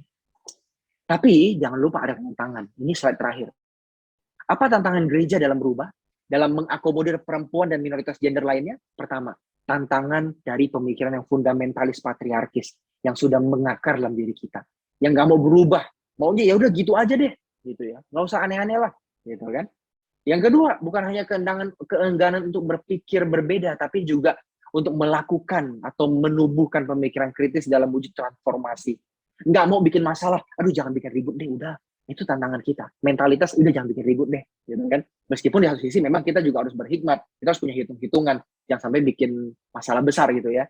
Tapi kadang-kadang kita terlalu takut untuk membuat satu perubahan baru. Dan terakhir, ini tantangan paling besar, kesediaan untuk melucuti privilege pribadi atau kelompok, terutama privilege pendeta yang laki-laki. Termasuk saya. Ketika saya menyampaikan sharing seperti ini Bapak Ibu ya, dengan materi seperti ini, sebenarnya saya sedang melucuti diri saya sendiri. Melucuti privilege saya. Saya kan pendeta laki-laki. Saya sekarang mempromosikan afirmasi inklusi terhadap perempuan. Artinya kan ada kuasa yang dibagi, ada power yang dibagi gitu kan. Saya mencoba menggeser pemikiran kita kan, nggak hanya ke laki-laki loh, perempuan juga bisa. Nah, akhirnya kan saya bergeser nih gitu ya. Saya kan berkurang nih kekuatannya gitu kan. Kalau saya khotbah yang lain lebih misalnya menguatkan diri, bisa nggak? Kan bisa. Menguatkan laki-laki, menguatkan teologi Kristen yang udah ada aja. Kan itu menguntungkan saya sebagai pendeta laki-laki. Tapi saya pilih, enggak. Nah, bukan berarti saya terbaik, saya paling baik. Tapi ini sebuah tantangan yang saya udah lewati. Bagaimana caranya untuk, menyampaikan sesuatu yang berbeda. Menjalani jalan yang jarang dilalui orang. The road less travel. Dan inilah saya tawarkan ke kita semua. Bukan hanya kita mungkin pandai dalam membagi firman gitu ya, bagaimana kita menjadi hamba Tuhan atau jemaat yang baik. Tapi bagaimana kita memikirkan teologi kita ke depan untuk bisa lebih inklusif terhadap perempuan dan minoritas gender lainnya. Nah, saya rasa itu cukup. Saya minta maaf, akhirnya kelewatan jadi hampir 1 jam, bahkan bisa hampir 1 jam ya. Saya pikir bisa selesai dalam 40 menit, tapi ternyata sampai 1 jam. Berterima kasih buat teman-teman semua yang sudah mendengarkan. Saya kembalikan ke Kak Haryono. Oke, thank you untuk Bapak Pendeta Grant Nixon. Saya teringat minggu lalu itu adalah Women International Days. Hari Perempuan Internasional yang benar-benar justru di sanalah letak perempuan. Dan kebetulan minggu yang lalu pembicara kita perempuan, seorang teolog perempuan. Jadi wow sekali ya. Jadi tema ini memang membawa perempuan kembali kepada perempuan itu. Saya sebelum saya masuk kepada sesi tanya jawab, Bapak Ibu yang mau bertanya boleh langsung raise hand, langsung bertanya langsung kepada Pak Pendeta, silakan. Ya, tapi sebelumnya saya pernah mendengar perbincangan pas International Women's Days itu salah satu putri dari Gus Dur mengatakan bahwa tidak ada perbedaan antara laki-laki dan perempuan. Yang berbeda cuma beberapa hal. Menyusui, melahirkan, jenis kelamin, dan itu adalah hal-hal yang kodrat. Tapi semuanya, mencuci, bekerja, bahkan mengulek adonan, itu semua bisa. Betul. Jadi itu semua gak ada bedanya. Ya, Physically beda, tapi yang lain tidak beda. Cuman kadang-kadang kita yang membuat beda itu sendiri. Ya. Nah, sebelum kita masuk ke dalam tanya jawab, saya ingin bertanya pertama kepada Pak Pendeta Grant Nixon. Tadi dengan slide terakhir adalah melucuti kelompok maupun pribadi. Privilege pribadi atau kelompok. Saya rasa itu agak sedikit saya merasa ya, dari pengalaman saya dengan beberapa gereja yang sudah tidak boleh mentahbiskan perempuan sebagai pendeta. Tidak boleh memasukkan perempuan sebagai penatua, bahkan majelis. Karena salah satu aliran mereka begitu gitu loh ya. Tidak disebut namanya. Nah, ketika seperti misalnya ada sekelompok jemaat yang berusaha untuk mendobrak sistem yang sudah puluhan bahkan ratusan tahun dibangun, itu menjadi tantangan yang sangat berat. Dan mungkin kadang-kala orang akan bilang, nggak mungkin lah itu, percayalah, nggak mungkin perempuan nggak mungkin jadi pendeta. Jadi kesulitan itu seperti itu. Saya pernah pelayanan di tempat saya dulu juga tidak ada pendeta yang perempuan, nggak boleh. Jadi bagaimana caranya untuk tanda kutip mendobrak dengan cara yang baik, bijaksana, sehingga tidak ada terjadi perlawanan yang ekstra sehingga nanti muncullah reformasi yang kedua misalnya. Kan gawat jadinya kan. Ada usulan begitu nggak, Pak Nixon? Oke, makasih Pak Haryono. Memang mengubah sistem gereja tidak mudah ya. Mengubah sistem gereja tidak mudah, apalagi misalnya gereja-gereja mainstream ya, seperti misalnya gereja Protestan dan gereja Katolik, itu memang sudah punya pakem yang keras. Nah, tapi Ibu Bapak sekalian, ini bukan berarti bahwa tidak mungkin terjadi. Semua bisa terjadi. Gitu ya, semua bisa terjadi. Tapi memang perlu waktu. Nah, bagaimana caranya? Kita mulai dari diri kita dulu. Saya ingat ada teori yang bilang gini, unit terkecil dalam negara adalah keluarga. Kalau keluarga kuat, negara kuat. Kalau keluarga lemah, negara lemah. Nah, kalau negara aja unit terkecilnya keluarga, berarti gereja unit terkecilnya juga keluarga. Ya dong? Gereja dan negara kan lebih besar negara, gitu ya. Nah, prinsip yang sama berlaku Bapak Ibu Saudara sekalian. Ketika kita mengubah negara, ubahlah keluarga. Nah, ketika kita mau mengubah gereja, ubahlah keluargamu, ubahlah keluarga kita. Praktikkanlah kesetaraan gender, praktikkanlah inklusivitas, praktikkanlah penerimaan tanpa batas di keluarga kita. Tanpa dalam arti kompromi dengan dosa ya, tidak ya. Kita menerima, kita inklusif, dalam arti misalnya perempuan harus dilibatkan, anak perempuan jangan dibedakan dengan laki-laki gitu ya. Oh, anak perempuan udah, jangan ngapa-ngapain, duduk aja. Laki-laki aja angkat barang. Perempuan diam, jangan. Perempuan nggak boleh angkat berat. Siapa bilang? Siapa tahu perempuannya bisa angkat juga kan? Nah, ini kan sebenarnya pembagian yang tradisional yang nggak boleh dipertahankan lagi di keluarga. Laki-laki dan perempuan sama. Laki-laki bisa nggak kuat angkat barang berat loh. Ada juga gitu kan? Nah, jadi yang bisa saya katakan adalah dalam keluarga kita harus mulai menanamkan pemikiran. Misalnya kita punya anak laki-laki perempuan, Dek, Kak, gitu ya, laki-laki perempuan gitu ya, kalian tuh sama loh ya, sama-sama setara, gitu kan, serupa segambar dengan Allah, nggak ada yang lebih hebat, dua-duanya sama-sama hebat, gitu ya. Nah, mungkin dengan contoh-contoh praktis seperti itu, kita mulai bagiin ke anak kita, gitu kan, bagaimana ke pasangan hidup kita, saya sedang mulai Saya jujur baru 3 sampai 6 bulan ini saya rasa saya mulai mengerjakan pekerjaan rumah tangga. Saya berbagi tugas dengan istri saya. Benar-benar. Saya nyuci, saya ngepel. Ini hal yang tidak saya lakukan karena saya dulu keluarga Tionghoa ya. Keluarga Tionghoa itu sangat menjunjung tinggi laki-laki, patriarkis. Anak laki-laki jangan pegang kerjaan rumah. Nah, itu anak perempuan kerjaannya. Gitu. Nah, itu kan udah tertanam dalam diri saya.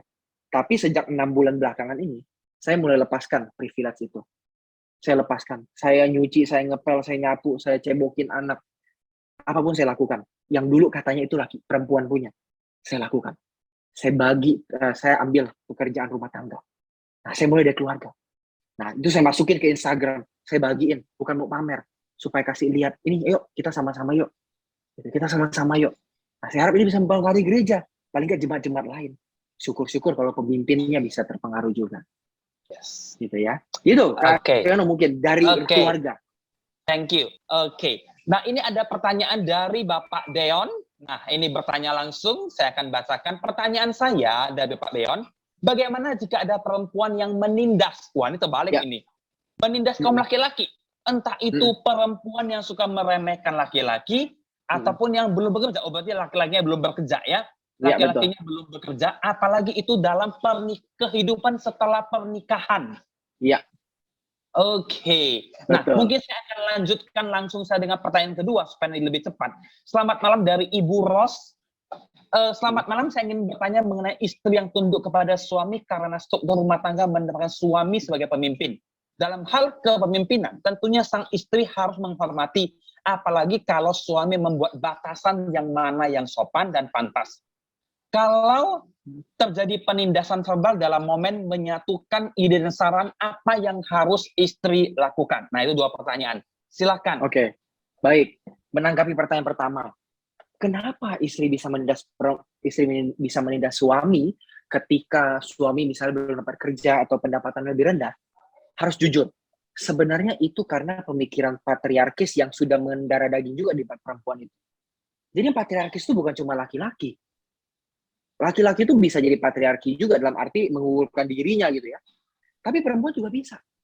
Karena patriarki itu bicara soal ideologi, cara berpikir.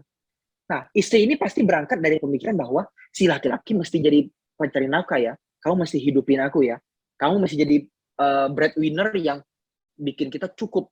Bahkan kalau bisa lebih gitu ya. Jadi sehingga ketika tadi pertanyaan itu muncul, itu berarti si perempuan tidak menemukan gambaran laki-laki yang berhasil, mapan, sukses, seperti yang diterima oleh pendahulunya gitu ya, diturunkan dari pendahulunya, yang itu adalah pemikiran patriarkis.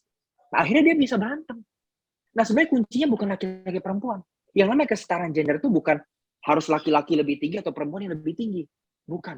Tapi laki-laki dan perempuan tidak boleh sama-sama punya pemikiran patriarkis. Yang artinya merasa, laki-laki harus lebih mapan dong. Saya perempuan kan saya hidup dari kamu. Enggak harus begitu. Mungkin dulu iya. Tapi sekarang dengan berkembangnya ilmu seperti Alkitab katakan, kita mau lebih berkembang. Itu menindas. Akhirnya perempuannya menekan laki-laki ya. Padahal harusnya nggak usah begitu. Laki-laki yang perempuan nggak bisa diukur pakai duit. Seperti misalnya gini lah. Saya kasih ilustrasi penutup ibu pertanyaan pertama nih.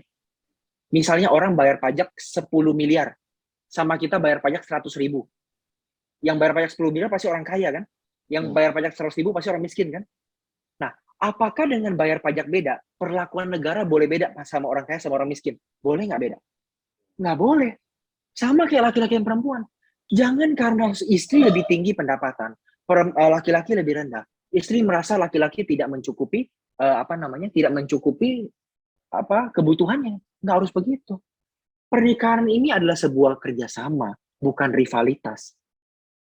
Gitu. Karena kerjasama kita nggak penting siapa yang lebih tinggi, yang penting keluarga ini maju, kan gitu.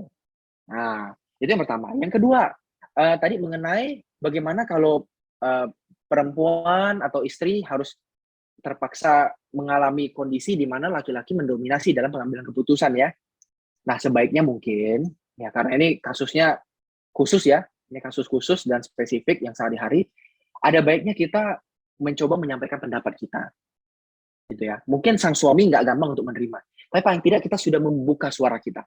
Kita sudah memberikan pertimbangan. Ibu-ibu jangan diam. Kalau suami mau ambil keputusan, bersuara. bersuara. Tentu kita tidak dengan mekik gitu ya, suara kencang, suara nada tinggi, tidak begitu. Kita tetap menghormati. Bukan menghormati karena dia laki-laki, tapi karena memang semua manusia begitu. Kita harus saling menghormati sama suami, sama teman, sama saudara, ya kan? Bukan hanya ke laki-laki atau perempuan, semuanya begitu. Nah, tapi berhubung ini sudah ada kasus khusus, ibu harus benar-benar ngomong dengan lembut gitu ya. Kan suami, apalagi mungkin kalau saya tangkap dari pertanyaannya, sudah terbiasa dengan norma gender yang tradisional. Oke, ya udah, kita ikutin. Tapi paling tidak ibu harus bersuara. Tidak boleh cuma ngikut saja. Harus ada suara yang disumbang. Gitu, Bu ya. Selamat berjuang, Bu. Pak Herben dari Bandung duluan. Tadi, sorry Pak Herben. Oke, silakan Pak Herben bertanya langsung. Terima kasih Pak Dixon. Iya, makasih Pak. Luar biasa materi hari ini. Iya, maksudnya kesetaraan gender itu ditekankan. Jadi tidak ada hegemoni untuk maskulinitas. Ya. Ya, luar biasa tadi dibilang Bapak bisa 6 bulan ya nyuci bersih. Iya, Berarti Pak. baru punya anak ya? Iya, baru 11 bulan anak saya. Ya, saya lakukan itu 26 tahun lalu, Pak. Iya. Ya, 26 tahun sampai sekarang saya masih ngerjain itu juga. Jadi bagi saya sih ya itu ya apa ya sama lah pikiran saya, tidak itu harus kerjaan laki itu harus bekerja di kantor di mana gitu ya. Tapi memang saya pernah baca buku dari yang berkata mengapa istri Anda cerewet, dari saya lupa. Yaitu untuk kenapa istri itu menjadi cerewet. Ya kenapa? Karena dia mengatakan terlalu sibuk, terlalu capek, terkanan waktu gitu ya. Untuk mengatasinya ya itulah laki-laki harus membantu gitu ya, apa yang dikerjakan oleh istri kenapa tidak dilakukan oleh laki-laki. Terkait itu sebenarnya tadi saya lihat di epistemologi supremasi dalam bidang intelektual, kalau saya lihat di sekolah Pak, karena saya juga mengajar ya, ternyata juara-juara satu itu banyak perempuan Pak. Ya justru betul, memang Pak. ya kalau secara physically mungkin ya physically kekuatan ya itu adalah laki-laki, tapi intelektual tuh perempuan banyak sebetulnya. Iya. Cuman memang secara tradisional jadi hegemonitas laki-laki itu diberikan kepada laki-laki. Iya, Ya mungkin bahwa laki-laki itu yang memegang apa ya tanggung jawab di rumah, secara ekonomi keuangan itu lebih tinggi, sehingga kesempatan-kesempatan itu banyak diberikan kepada laki-laki. Kita tahu juga di bidang menteri keuangan sekarang koordinator itu orang-orang pinter di kalangan kaum perempuan itu banyak sekali sebetulnya. Yes. Ya. Terus yang saya ingin tanyakan adalah Efesus 5:25 Pak. Kenapa ini, bagaimana kita jelaskan bahwa Alkitab itu seolah hegemoninya hegemoni laki-laki itu di sana tertera gitu Pak. Apakah itu dipengaruhi oleh budaya-budaya misalnya adalah dari tradisional atau bagaimana? Ya. Bahwa istri harus menundukkan diri kepada suaminya. Makasih Pak. Betul. Terima kasih Pak Herben. Ini pertanyaan sangat bagus Pak. Dan terima kasih untuk tanggapannya atas materi saya. Nah Pak, kalau kita jujur, kalau kita melihat secara langsung, secara konteks budaya dari Efesus pasal 5 itu kan ditujukan untuk jemaat Efesus. Paulus menulis untuk jemaat Efesus yang ada di kebudayaan Greko-Roman. Dan kalau kita teliti, ternyata ada latar belakang permasalahan jemaat Efesus, di mana ada perempuan-perempuan yang berusaha untuk mendominasi laki-laki. Yang itu akan membuat orang-orang Romawi atau orang Yunani yang mau bergabung dalam Kekristenan bisa tersandung. Akhirnya nggak jadi bergabung. Nah, dari berangkat dari permasalahan itulah, permasalahan lokal hari itu, Paulus menyatakan bahwa istri tunduklah pada suamimu, gitu kan? Nah, jadi Paulus menjawab ini dalam konteks permasalahan lokal pada saat di situ saja.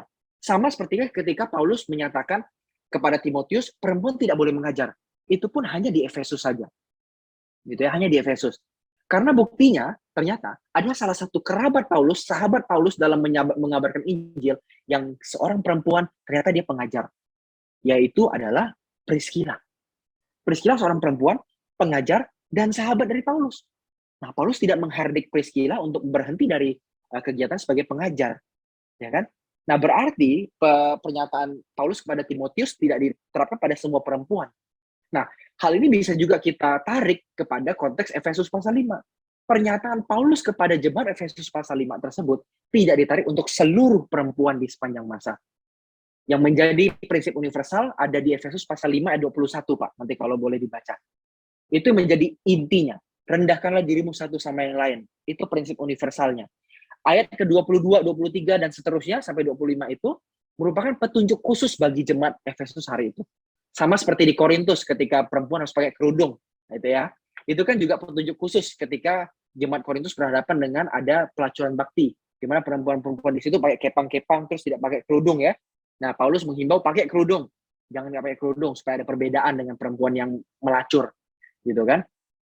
Nah, konteksnya sama Pak. Jadi itu lokal. Hanya pada masa itu, historis ya. Nah, hari ini gimana? Hari ini tentu kita harus melihat yang universal, yaitu laki-laki perempuan sepadan. Paulus pun menyatakan itu. Efesus 5:21, rendahkan dirimu satu sama lain. Gitu Pak Herban. Terima kasih pertanyaannya. Terima kasih Pak. Oke. Selanjutnya kita akan ke Bapak Umbu Akwan. Silakan Pak. Yang sudah raise hand boleh unmute. Silakan bertanya langsung kepada Pak Pendeta Grant Nixon. Oke, silakan Pak. Baik, ya. Terima kasih Pak Grant Nixon. Selamat malam. Malam, Pak. Ya, saya Umbu Akwan dari Papua, GKI di Tanah Papua. Saya ada di Jayapura. Oke. Pertama saya memberi apresiasi untuk materi Bapak dan presentasi yang baik. Terima kasih juga untuk pemaparan yang secara biblis dan historis, bukan mengangkat derajat perempuan, tapi mengembalikan posisi mereka seperti apa yang betul. Allah kehendaki. Ya, ya saya pendeta GKI ya, saya sudah 15 tahun melayani di sini, dan saya mau bilang begini, ada masa transisi ya, artinya memang pada dunia masa lalu itu yang disebut dengan patriarki itu memang mayoritas. Sehingga ya budayanya begitu, sehingga realitanya begitu, laki-laki memang posisinya seperti itu. Ya. Ketika tadi Bapak sampaikan beberapa perempuan mau melakukan upaya untuk mengangkat atau menunjukkan jati diri mereka, sedikit bermasalah dengan orang-orang Yunani yang mau masuk Kristen, sehingga Rasul Paulus bilang begitu. Nah, di kemudian hari oleh karena situasi ini kan perempuan memunculkan satu gerakan feminis itu tahun 70-an, sehingga muncul lalu menurut saya mengapa gerakan itu muncul? Oleh karena memang perempuan merasa terintimidasi, begitu. Perempuan seolah-olah tidak ada tempat di dalam banyak hal. Tempat mereka hanya di dekat api, di tungku, di dapur, mengurus anak dan sebagainya. Nah, menurut saya itu memang oleh karena itu hari ini menopang, menggerakkan, mendukung upaya-upaya kaum perempuan untuk mengembalikan posisi mereka ke apa yang sejak awal sudah Allah tetapkan. Nah, ketika di dunia modern ini ya, ketika dunia modern ini ada laki-laki yang masih berpikir tentang dia itu adalah superior, dia harus menjadi kepala, dia segala-galanya harus didengar. Menurut saya laki-laki itu masih hidup di zaman dulu. Pikirannya belum berubah, begitu. Itu.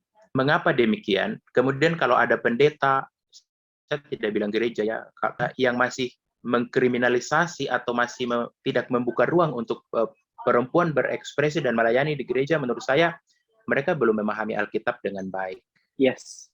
Mengapa demikian? Kita lihat Kejadian 1. Ini terjemahan saya terhadap kenapa Tuhan memilih tulang rusuk sebagai bahan untuk menciptakan perempuan.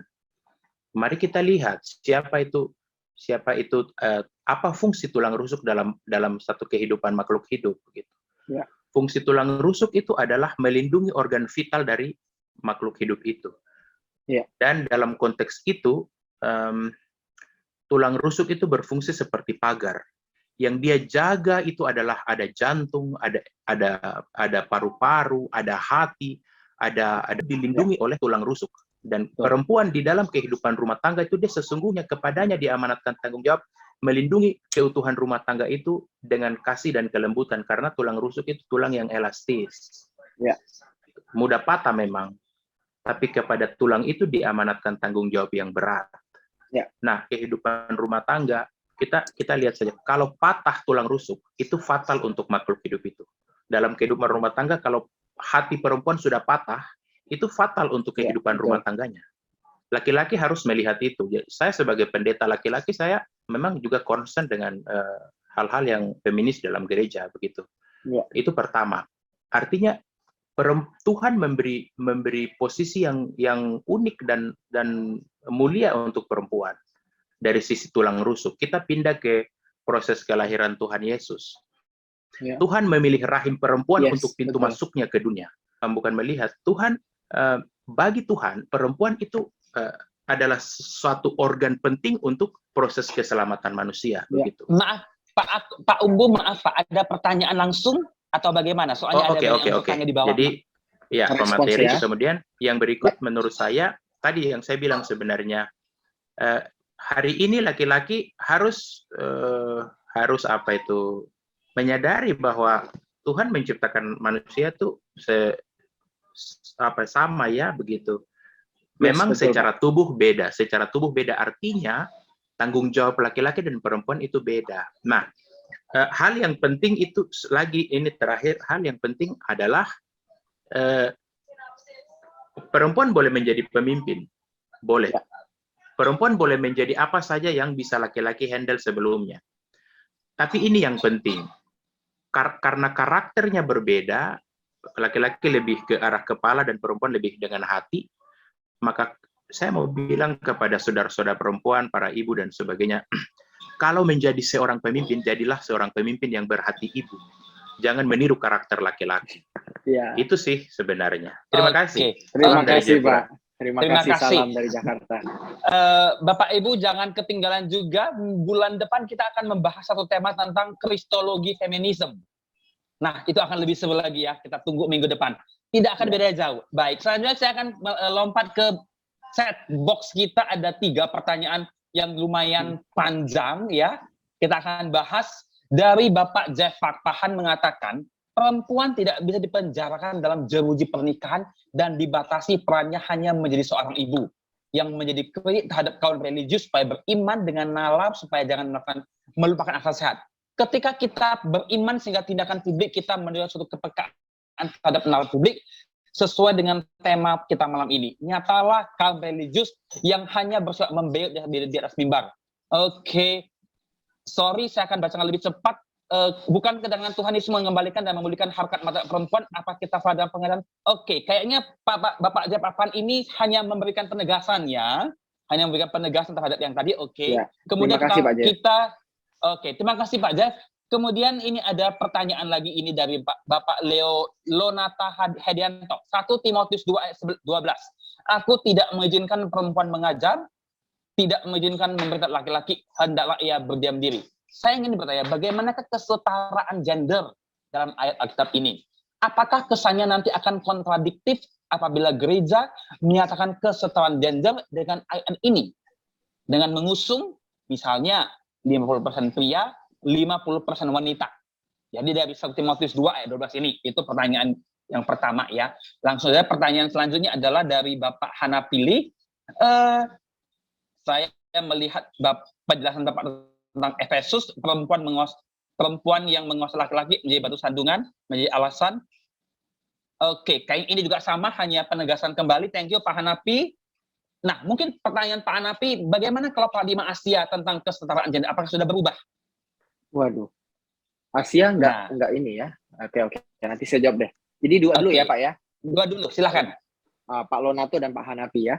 Oke, untuk Pak Lonato, Pak, seperti tadi sudah saya sampaikan, ayat 1 Timotius 2:12 ini tidak untuk semua masa. Paulus menyampaikan hanya pada konteks hari itu, gitu ya. Karena hari itu ada permasalahan di jemaat Efesus yang digembalkan oleh Timotius. Jadi Paulus memberikan arahan pastoral, gitu ya. Nah, jadi ini tidak perlu kita ambil secara umum sampai hari ini, karena pada hari itu pun Paulus mengizinkan sahabatnya Priscilla, ya, sahabatnya Priscilla itu untuk mengajar, gitu ya. Itu mengajar, dia benar-benar mengajar jadi guru, gitu kan. Nah, itu berarti dalam konteks ini Paulus tidak melarang perempuan mengajar, gitu kan? Seperti yang dikatakan pada Timotius. Nah, berarti ada masalah khusus di Timotius sampai si perempuan di situ diminta untuk mengajar, gitu ya. Nah, jadi tidak ada masalah dengan ayat tersebut, tidak menyatakan bahwa perempuan tidak boleh mengajar, ya. Perempuan boleh mengajar. Terus apakah proporsi 50% pria 50% perempuan ini akhirnya nanti membuat bias dalam pemilihan orang, karena orang dipilih karena gendernya bukan karena kemampuannya? Tentu kemampuan diperhitungkan, Pak, harus diperhitungkan. Perempuan kalau nggak punya kemampuan pun gitu ya susah juga gitu kan. Tapi paling tidak dengan adanya perempuan ada perspektif segar, perspektif yang lain, perspektif yang berbeda ketika misalnya rapat majelis gitu kan. Kalau laki-laki semua rapat majelis, harus jujur ya, itu semua kita pasti yang keluar urat leher gitu ya. Yang tadi Pak Ubu bilang gitu kan. Wah, itu pasti bersih tegang semua itu, apalagi kalau keputusannya atau topik pembicaranya kontroversial gitu ya. Misalnya masalah uang atau masalah apa gitu ya. Nah, tapi dengan ada perempuan, ada perspektif perempuan. Dan apalagi kalau gereja harus merumuskan misalnya pelayanan pastoral, pelayanan apapun itu misalnya ya, perspektif perempuan itu penting loh Ibu Bapak. Kenapa? Karena perempuan bisa melengkapi. Contoh tadi saya bilang, ketika gereja saya mengadakan misalnya, bukan gereja saya sekarang ya, gereja saya dulu, saya bikin acara anak muda, gathering. Semuanya laki-laki yang ngambil keputusan. Ketika gathering, acara dimulai, kita semua berenang, kita lihat banyak cewek-cewek duduk. Loh kenapa? Iya, kita datang bulan. Oh, mereka datang bulan jadi nggak bisa berenang. Wah, kita jadi nggak adil kan? Nah, ini salah satu contoh kalau kebijakan gereja atau acara gereja ya, atau apapun itu, mungkin teologi gereja, arah pastoral gereja, kalau tidak ada perspektif perempuan di dalamnya. Lebih baik ada perempuan, meskipun mungkin nggak 50-50, kan nggak semua ibu-ibu juga berani ya, atau mau. Oh ya, kadang-kadang ada ibu-ibu yang nggak percaya diri juga. Ya mau gimana, nggak mungkin kita paksa kan. Tapi bagi yang mau, bagi yang kita lihat berpotensi, mari kita libatkan. Ini yang harus kita tekankan Ibu Bapak. Kalau Bapak Ibu punya gereja atau aktivis atau pengurus atau bahkan pendetanya, mari kita libatkan perempuan-perempuan yang potensial gitu ya, harus dilibatkan. Tidak boleh hanya laki-laki, apalagi laki-laki yang menengah atas saja gitu ya. Kalau perempuan menengah atas saja yang kaya gitu ya, jangan. Menengah bawah juga harus kita perhatikan. Jadi pelayanan kita itu bisa jadi sebuah pelayanan yang representatif bagi semua kalangan, bagi semua golongan, baik itu gendernya, kelasnya, sukunya, itu harus diperhitungkan sebenarnya. Nah ini mungkin hal yang cukup jauh, tapi saya lempar saja supaya kita semua bisa berefleksi untuk itu. Terus kalau konteks Asia, nah konteks Asia sendiri sebenarnya pertanyaan Pak Hanapi, Asia itu tidak homogen. Asia juga luas ya. Kalau Asianya Asia yang maju, ya lumayan oke gitu kan, lumayan sudah mulai setara. Tapi rata-rata Asia, terutama misalnya Indonesia, Singapura, Malaysia, itu masih menginternalisasi patriarki. Masih. Jadi ini jalan panjang. Makanya dimulai dari keluarga, dari kita sendiri. Gitu ya. Dari unit terkecil sampai ke unit terbesar. Oke, gitu Pak Haryono. Oke. Terima kasih. Oke. Silakan, ini juga ada dari Ibu Mela Katarina Patina Sarane ya. Izin bertanya, bagaimana sikap kita sebagai seorang perempuan ketika melayani di denominasi yang tidak mengizinkan perempuan berkhotbah, pimpin pujian, dan hanya dibatasi melayani kaum ibu sekolah minggu. Terima kasih. Lanjut ke Bapak Moshe William Daniel. Ini pertanyaannya kayaknya fenomena sekali ya. Kemudian izin bertanya, bagaimana pendapat Pak Pendeta terkait sikap-sikap insan gereja yang cenderung memaksa perempuan untuk bersikap maskulin ketika terpilih menjadi leader, atau ketika seorang laki-laki dipandang tidak cukup maskulin ketika memimpin. Bahkan saya pikir bukan ketika memimpin, dalam kehidupan sehari dia laki-laki yang tidak bersikap maskulin pun banyak omongannya kan. Nah, dua pertanyaan. Ya, baik. Terima kasih Pak Haryono. Saya nggak tahu apa memang sesi ini aja banyak atau sesi lain juga banyak pertanyaan. Tapi terima kasih Bapak Ibu untuk keaktifannya, untuk partisipasinya. Nah, Bu Mela, memang ini posisi yang sulit. Ya, saya juga tahu, saya paham lah. Ini konteksnya mirip-mirip gereja yang cukup besar ya. Gereja Katolik juga begini ya. hampir pelayannya semua laki-laki. Memang mau tidak mau kita kalau di gereja itu kita hanya bisa mengikuti ketetapan yang ada, kita tidak bisa bertindak di luar itu. Tapi bukan berarti ibu tidak bisa melakukan sesuatu di luar dari gereja. Ada pelayanan lain yang bisa lepas gitu ya dari gereja, kita terlepas dari payung gereja. Nah ini mungkin bisa kita lakukan, gitu ya. Mungkin kita nggak bisa berkhotbah di gereja, tapi kita bisa buat persekutuan kecil di rumah atau tetangga-tangga atau keluarga kita berkhotbah di situ. Karena berkhotbah bukan tentang mimbar, tapi tentang pesan Allah. Ya, kalau hanya mimbar di gereja yang diukur, ya itu akhirnya sempit kan, berkhotbahnya hanya sekedar dipahami ya yang diakui berkhotbah yang ada di mimbar gereja. Tapi padahal yang namanya berkhotbah itu dimanapun, tapi pesan Allah disampaikan. Gitu ya, mungkin begitu Bu caranya. Kita pakai cara informal. Kalau yang formal dibatasi, kita bergerak dengan cara informal. Suara perempuan harus terus bergema Bu. Saya semangati Ibu untuk ayo Ibu, apalagi juga kalau saya tidak salah tadi ini ya akan bergabung di sini juga sudah lama gitu kan. Ayo menjadi salah satu yang mengharus utamakan ini ya, mempromosikan ini dengan kuat gitu. Kalau nggak bisa di formal, kita di informal. Nah, terus pertanyaan Pak Moshe mengenai bagaimana pendeta yang dipaksa maskulin gitu ya.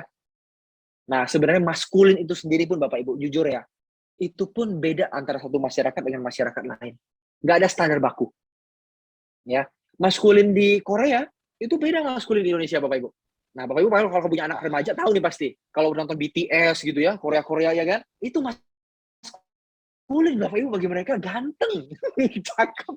Ya loh. Kalau bagi kita yang mungkin lahir tahun 70-an ke atas gitu, 60-an, itu mah bukan kayak cowok, itu kayak cewek gitu ya. Tapi bagi mereka anak zaman sekarang nih, ya, orang Korea maupun orang Indonesia yang suka Korea, laki-laki Korea yang metroseksual seperti itu, itulah yang maskulin. Nah, jadi perempuan ya, ayo melayani secara gimana dipaksa.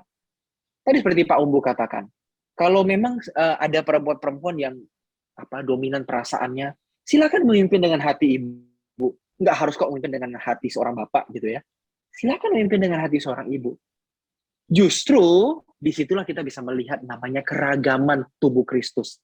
Nggak semuanya sama, gayanya begini semua. Itu mah bukan tubuh Kristus, itu mah tentara, gitu ya. Seragam semua gerakannya, pikirannya, komandonya. Tubuh Kristus itu beragam. Keberagaman itu kekayaan dalam tubuh Kristus. Termasuk gaya memimpin tadi. Seorang perempuan memimpin dengan gayanya sendiri. Itu pun keragaman dalam tubuh Kristus yang harusnya kita jaga, bukan kita tiadakan. Begitu Pak Haryono, tanggapan saya. Wow, luar biasa. Oke, selanjutnya ada Bapak Valentino Ruminding yang sudah raise hand. Hari ini banyak sekali yang bertanya ya. Thank you partisipasinya. Nah, Pak Valentino, silakan Pak untuk boleh open mic, open cam juga silakan. Baik, terima kasih Pak Haryono atas kesempatan yang diberikan kepada saya. Selamat malam Pak Green Nixon. Malam Pak. Shalom. Izinkan saya untuk memberikan 2 pertanyaan. Pertanyaan pertama, bagaimana membebaskan perempuan-perempuan yang terjebak pada kenyamanan dari sistem yang menindas yang tengah berlaku dalam masyarakat? Artinya bahwa perempuan itu sudah nyaman dan menganggap normal sistem yang menindas. Sudah terbiasa. Iya, sudah terbiasa dan menganggap bahwa hal itu wajar sebagai bentuk suatu keteraturan dalam satu bermasyarakat atau dalam satu berkeluarga. Misalnya mereka menganggap bahwa ketika saya diposisikan sebagai yang domestik, mengurus kehidupan rumah tangga, mencuci pakaian dan lain sebagainya, mengurus urusan dalam rumah itu peran saya, dan suami saya atau laki-laki itu bersifat publik, politik dan lain sebagainya. Itu dianggap suatu untuk mengatur kehidupan rumah tangga dan juga mengatur kehidupan di tengah masyarakat. Sehingga sistem yang menindas mereka ini dianggap sebagai yang normal atau wajar dalam dalih bahwa itu untuk mengatur mereka. Bagaimana dengan hal itu Pak, untuk membebaskan stereotip atau stigma yang demikian? Lalu kemudian yang kedua, gerakan feminis ini dalam sejarahnya kan muncul dari kalangan perempuan Barat. Ketika gerakan feminis ini muncul dari perempuan-perempuan Barat, itu lebih bersifat individualis dan radikal, dan justru berbalik menindas laki-laki begitu. Berjuang untuk mengambil posisi yang lebih tinggi lagi dari itu kan gerakan feminis dari Barat yang radikal begitu Pak. Nah, bagaimana ciri atau gerakan feminis yang bersifat Asia atau kontekstual yang di mana ketika kita di Asia atau ketika kita di bagian timur dan Barat ini kan definisi dari orang Barat, mereka memposisikan posisi mereka ada di Barat dan kita yang ada di timur, yang di Asia itu adalah yang bagian timur begitu, bagian dunia ketiga begitu. Lalu kemudian bagaimana corak gerakan feminis sehingga lebih menghargai sifat-sifat yang kolektif atau kebersamaan begitu Pak. Gerakan feminis di Indonesia yang lebih menyerahkan kebersamaan, bukan justru radikal dan berbalik menindas laki-laki begitu.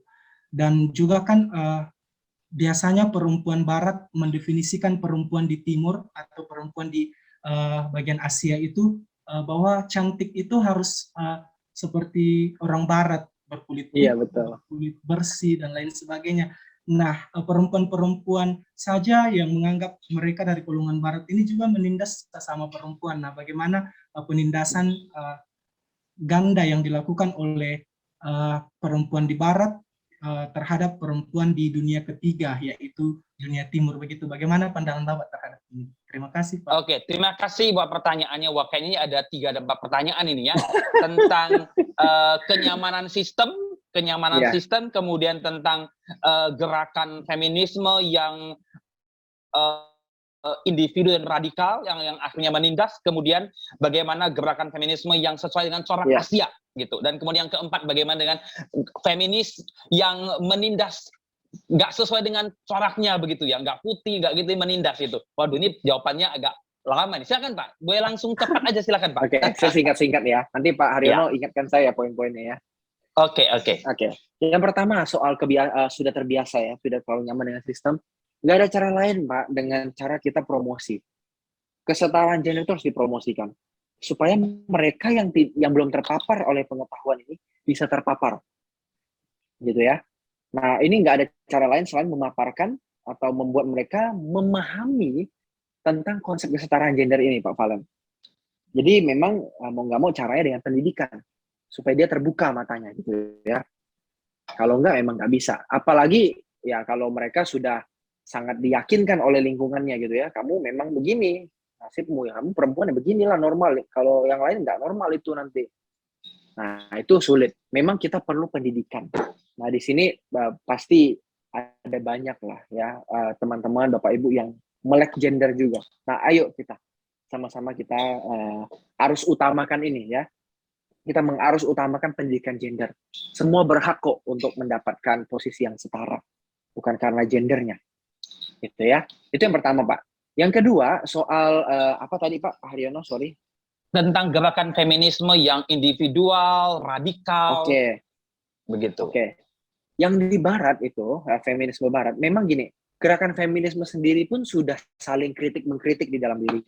Yang di Barat sendiri pun nggak tunggal. Yang kita lihat kan mungkin yang ya kelihatannya ekstrim dari yang radikal itu ya. Tapi mereka pun saling mengkritik. Ada berapa kelompok feminis yang saling mengkritik. Kayaknya kamu nggak begini deh. Kok kamu cuma perhatiin soal organ reproduksi sih? Padahal penindasan perempuan itu karena kelas loh, bukan hanya karena reproduksi. Karena perempuan nggak bisa kerja, makanya dia ditindas. Nah, jadi ada aras-aras atau ada aliran-aliran feminisme yang saling mengkritik. Ada feminisme yang dunia ketiga bilang, kalian Barat itu kenapa sih cuma bermasalah di masalah itu aja? Di kami dunia ketiga nih masalahnya beda lagi loh. Bukan hanya patriarki, tapi juga rasisme. Ayo dong, feminisme nggak boleh cuma bilang patriarki dong yang diberantas, rasisme juga. Bahkan kalian yang Barat pun kadang-kadang ya, feminismenya itu hanya membela yang kulit putih. Seakan-akan perempuan yang harus dibela itu kulit putih. Padahal perempuan kulit hitam, ya kalau di Barat ya, itu juga mengalami bukan hanya patriarki, tapi rasisme. Nah, jadi ada memang saling mengkritik tuh di Barat sendiri. Jadi di Barat pun tidak homogen, Pak Valen. Tidak seakan-akan punya satu gambaran yang radikal dan kulit putih saja. Di Barat pun ada banyak pergoncangan gitu ya, pergunjingan gitu ya, saling menajamkan kritik, terus masukan, penambahan teori dan sebagainya gitu. Nah, jadi memang pandangan kita tidak boleh satu arah saja. Nah, namun memang kalau saya masuk ke pertanyaan ketiga, pendekatan di Barat sama pendekatan di Indonesia beda. Pendekatan di Barat itu biasanya kalau saya lihat coraknya ya, pertama intelektual, yang kedua dia cukup frontal gitu ya dalam mengekspresikan ketidakpuasan gitu kan. Nah, yang pertama di Indonesia, corak kita nggak bisa corak yang intelektual banget. Karena harus jujur, perempuan-perempuan di Indonesia dan laki-laki di Indonesia tidak semuanya berasal dari kalangan menengah atas dan teredukasi dengan baik. Rata-rata banyaknya ya, kita ya, itu dari kalangan menengah bawah dan kurang teredukasi. Ataupun kalau teredukasi, tidak terpapar dengan pemikiran kritis. Seperti misalnya kesetaraan gender, ya cuma sekedar tahu ekonomi gitu, yang ngitung, berbisnis, ya tahu lah. Cuma ilmu-ilmu kritis seperti ini mereka nggak paham. Nah, oleh karena itu, penyampaian tidak boleh terlalu intelektual. Coraknya itu harus lebih ke sehari-hari. Harus ada contoh nyata di mana orang bisa mengkonkretkan gitu ya. Mendaratkan pemahaman itu pada kehidupan sehari-hari. Itu yang pertama. Yang kedua, tentu pendekatan kita tidak boleh pendekatan yang sangat kasar gitu ya. Istilahnya, wah kita demo di Istana Merdeka gitu ya. Maaf ya, saya mungkin boleh pakai bahasa agak vulgar. Misalnya nih, ada kelompok-kelompok perempuan di Barat yang berdemo dengan tidak memakai bra, gitu ya, tidak memakai BH gitu, menunjukkan bahwa inilah kebebasan perempuan gitu ya, perempuan punya otoritas atas tubuhnya. Ya sebenarnya itu tidak masalah dan itu boleh-boleh saja gitu di konteks Barat gitu kan. Tapi kalau di Indonesia kan ini tidak bisa dilakukan dengan begitu ya kan, perlu ada penyesuaian. Bukan tindakan spektakulernya yang kita butuhkan, tapi kan pesannya supaya sampai gimana kan. Nah oleh karena itu perlu penyesuaian-penyesuaian memang. Nah penyesuaian itu pun tergantung di mana. Di Jakarta beda penyesuaiannya dengan di daerah pedalaman di mana gitu ya. Saya nggak tahu, saya nggak usah sebut. Itu pun beda. Jadi nggak ada pendekatan tunggal Pak Valen. Bagaimana kita mengarus utamakan atau mempromosikan kesetaraan gender di Jakarta itu berbeda dengan di pedalaman. Sama-sama di Indonesia padahal. Nah, tapi semuanya harus kontekstual. Harus melihat bagaimana budaya setempat. Dan bagaimana kita memasukkan dengan halus. Mendaratkannya dengan kehidupan sehari-hari. Jangan terlalu intelek. Tapi paling nggak intinya sampai, pesannya sampai. Ah, gitu Pak Valen. Masih ada nggak ya Pak Haryono yang saya terluput dari Pak Valen? Sepertinya sudah ya? Pertanyaan itu. Sudah. Oke, baik. Oke. Ini ada pertanyaan.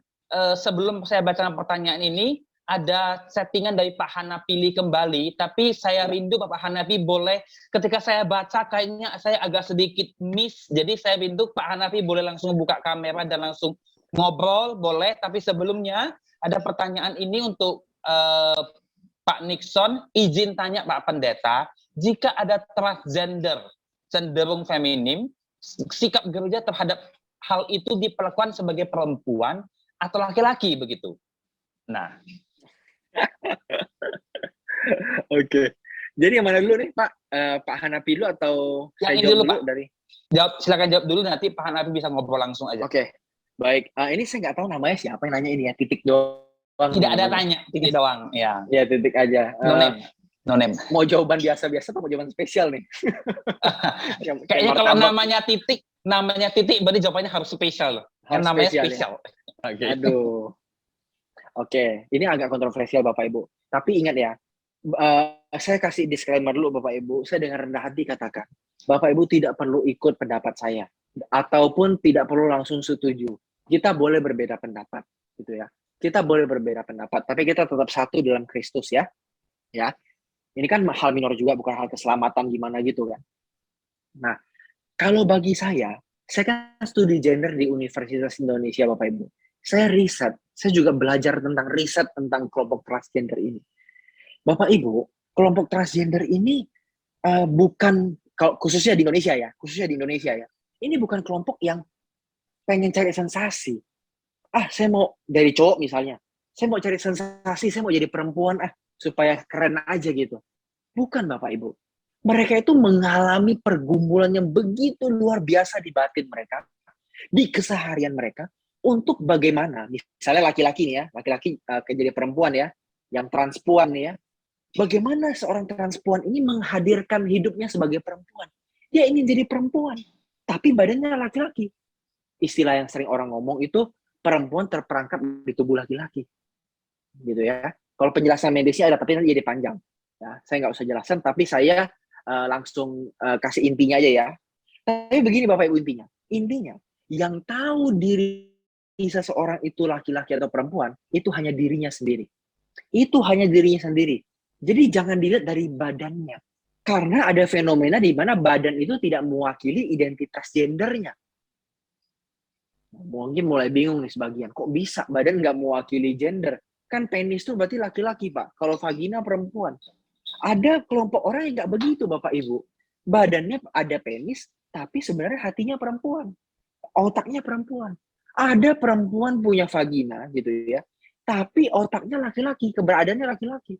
Nah, apakah pengalaman mereka nggak valid? Kita bisa bilang, nggak mungkin itu, kamu ngada-ngada aja. Loh, yang ngerasain siapa? Kok yang ngomong siapa? Kan gitu kan? Nah, dalam studi gender, prinsip yang paling penting adalah kita harus pertama-tama menaruh asas praduga tidak bersalah sama orang yang mengatakan pengalaman itu. Kalau dia bilang, aduh aku badanku laki-laki, tapi aku ngerasa aku cewek banget. Pak Pendeta, boleh nggak katakan ya, ketika aku meninggal, aku dikuburkan sebagai seorang pendeta, sebagai seorang perempuan, Pak Pendeta, boleh nggak? Kita mesti percaya. Kita mesti ngelakuin itu. Apalagi kalau keluarganya setuju. Kalau bagi saya begitu, saya akan menganggap dia perempuan. Kalau saya ya. Tapi kalau Bapak Ibu tidak setuju, silahkan, nggak masalah. Kita tidak perlu perdebatkan ini malam hari ini. Karena waktunya juga tidak cukup gitu ya. Tapi kalau pencerahan dari saya bisa bilang begini. Yang mengetahui gender seseorang, identitasnya seseorang, itu hanya dirinya sendiri dengan Tuhan. Kita nggak bisa mendikte dia. Oh, kamu tuh cewek harusnya. Kamu jangan jadi cowok-cowokan. Udah berubah. Obat. Nggak bisa, Bapak Ibu, benar. Saya udah studi, saya udah baca penelitian-penelitian. Itu bukan diada-adain. Itu memang ada fenomena biologis, ada fenomena lingkungan, ada fenomena psikologis. Itu nyampur aduk, nggak bisa kita pilih salah satu. Nggak bisa kita bilang, oh itu karena ada trauma tuh dulu. Orang tuanya ada masalah, broken home, pasti jadi begitu. Enggak juga. Ada orang tua yang baik-baik, tapi begitu. Nggak ada faktor tunggal. Nah gitu ya. Nah, Pak Umbu apalagi juga meneliti tentang LGBTIQ. Nanti Pak Umbu bisa melengkapi pasti. Nah, tapi berhubung waktu kita tidak cukup, saya rasa cukup begitu ya. Pertanyaan untuk yang titik ini, pencerahan saya begitu. Intinya gereja harus memperlakukan seseorang sesuai dengan apa yang dia rasa dia adalah misalnya laki atau perempuan. Bukan hanya melihat fisiknya, tapi keberadaan dia siapa menurut dia. Gitu. Gitu Tapi kalau saya mau tambahkan, penerimaan gereja terhadap mereka kan masih kurang begitu. Oh iya, sangat kurang, Pak. Bahkan banyak gereja yang maaf sekali langsung kalau dalam tradisi gereja saya namanya di ekskom langsung dari gereja. Ya, dan itu sangat sakit hati dan buat mereka jujur. Saya juga saya mengenal beberapa orang seperti itu. Dia sakit hati, dia telepon saya dan dia bilang seumur hidup dia tidak akan pernah mau menginjakkan kaki di gereja. Nah, ayo tuh. Nah, jadi repot dan. Nah, itu satu fenomena yang saya rasa tiap saat pasti ada. Cuman, nah karena begitu banyak orang yang trans seperti ini nggak mau open. Akhirnya dia simpan dan jujur tidak ada keterbukaan pribadi dengan Tuhan dan itu sangat wah. Nanti kita akan bahas ini. Sebenarnya ini pembahasannya banget panjang dan sangat menarik juga ya. Kita akan coba bahas di next kesempatan. Oke. Bapak Ibu ada yang mau punya pertanyaan lagi? Oke. Tadi dari Pak Valentino mengatakan terima kasih sangat mencerahkan. Thank you Pak Valentino. Pak Yudi juga terima kasih Pak. Ada pertanyaan lagi? Nah, tidak ada. Kalau tidak ada, baik Bapak Ibu saudara yang terkasih, sebagai penutup saya minta kesediaan untuk Bapak Herben boleh menutup kita dalam doa. Kami persilakan Bapak Herben. Baik teman-teman, kita berdoa mengucap syukur atas diskusi yang cukup berarti hari ini. Bapak yang kami panggil dalam nama Tuhan Yesus Kristus, mengucap syukur buat pertemuan kami hari ini yang luar biasa. Tuhan memberikan wawasan baru kepada kami untuk membuka hati dan pikiran kami sebagai warga gereja, hamba-hamba Tuhan, anak-anak Tuhan untuk persamaan gender ini Bapak.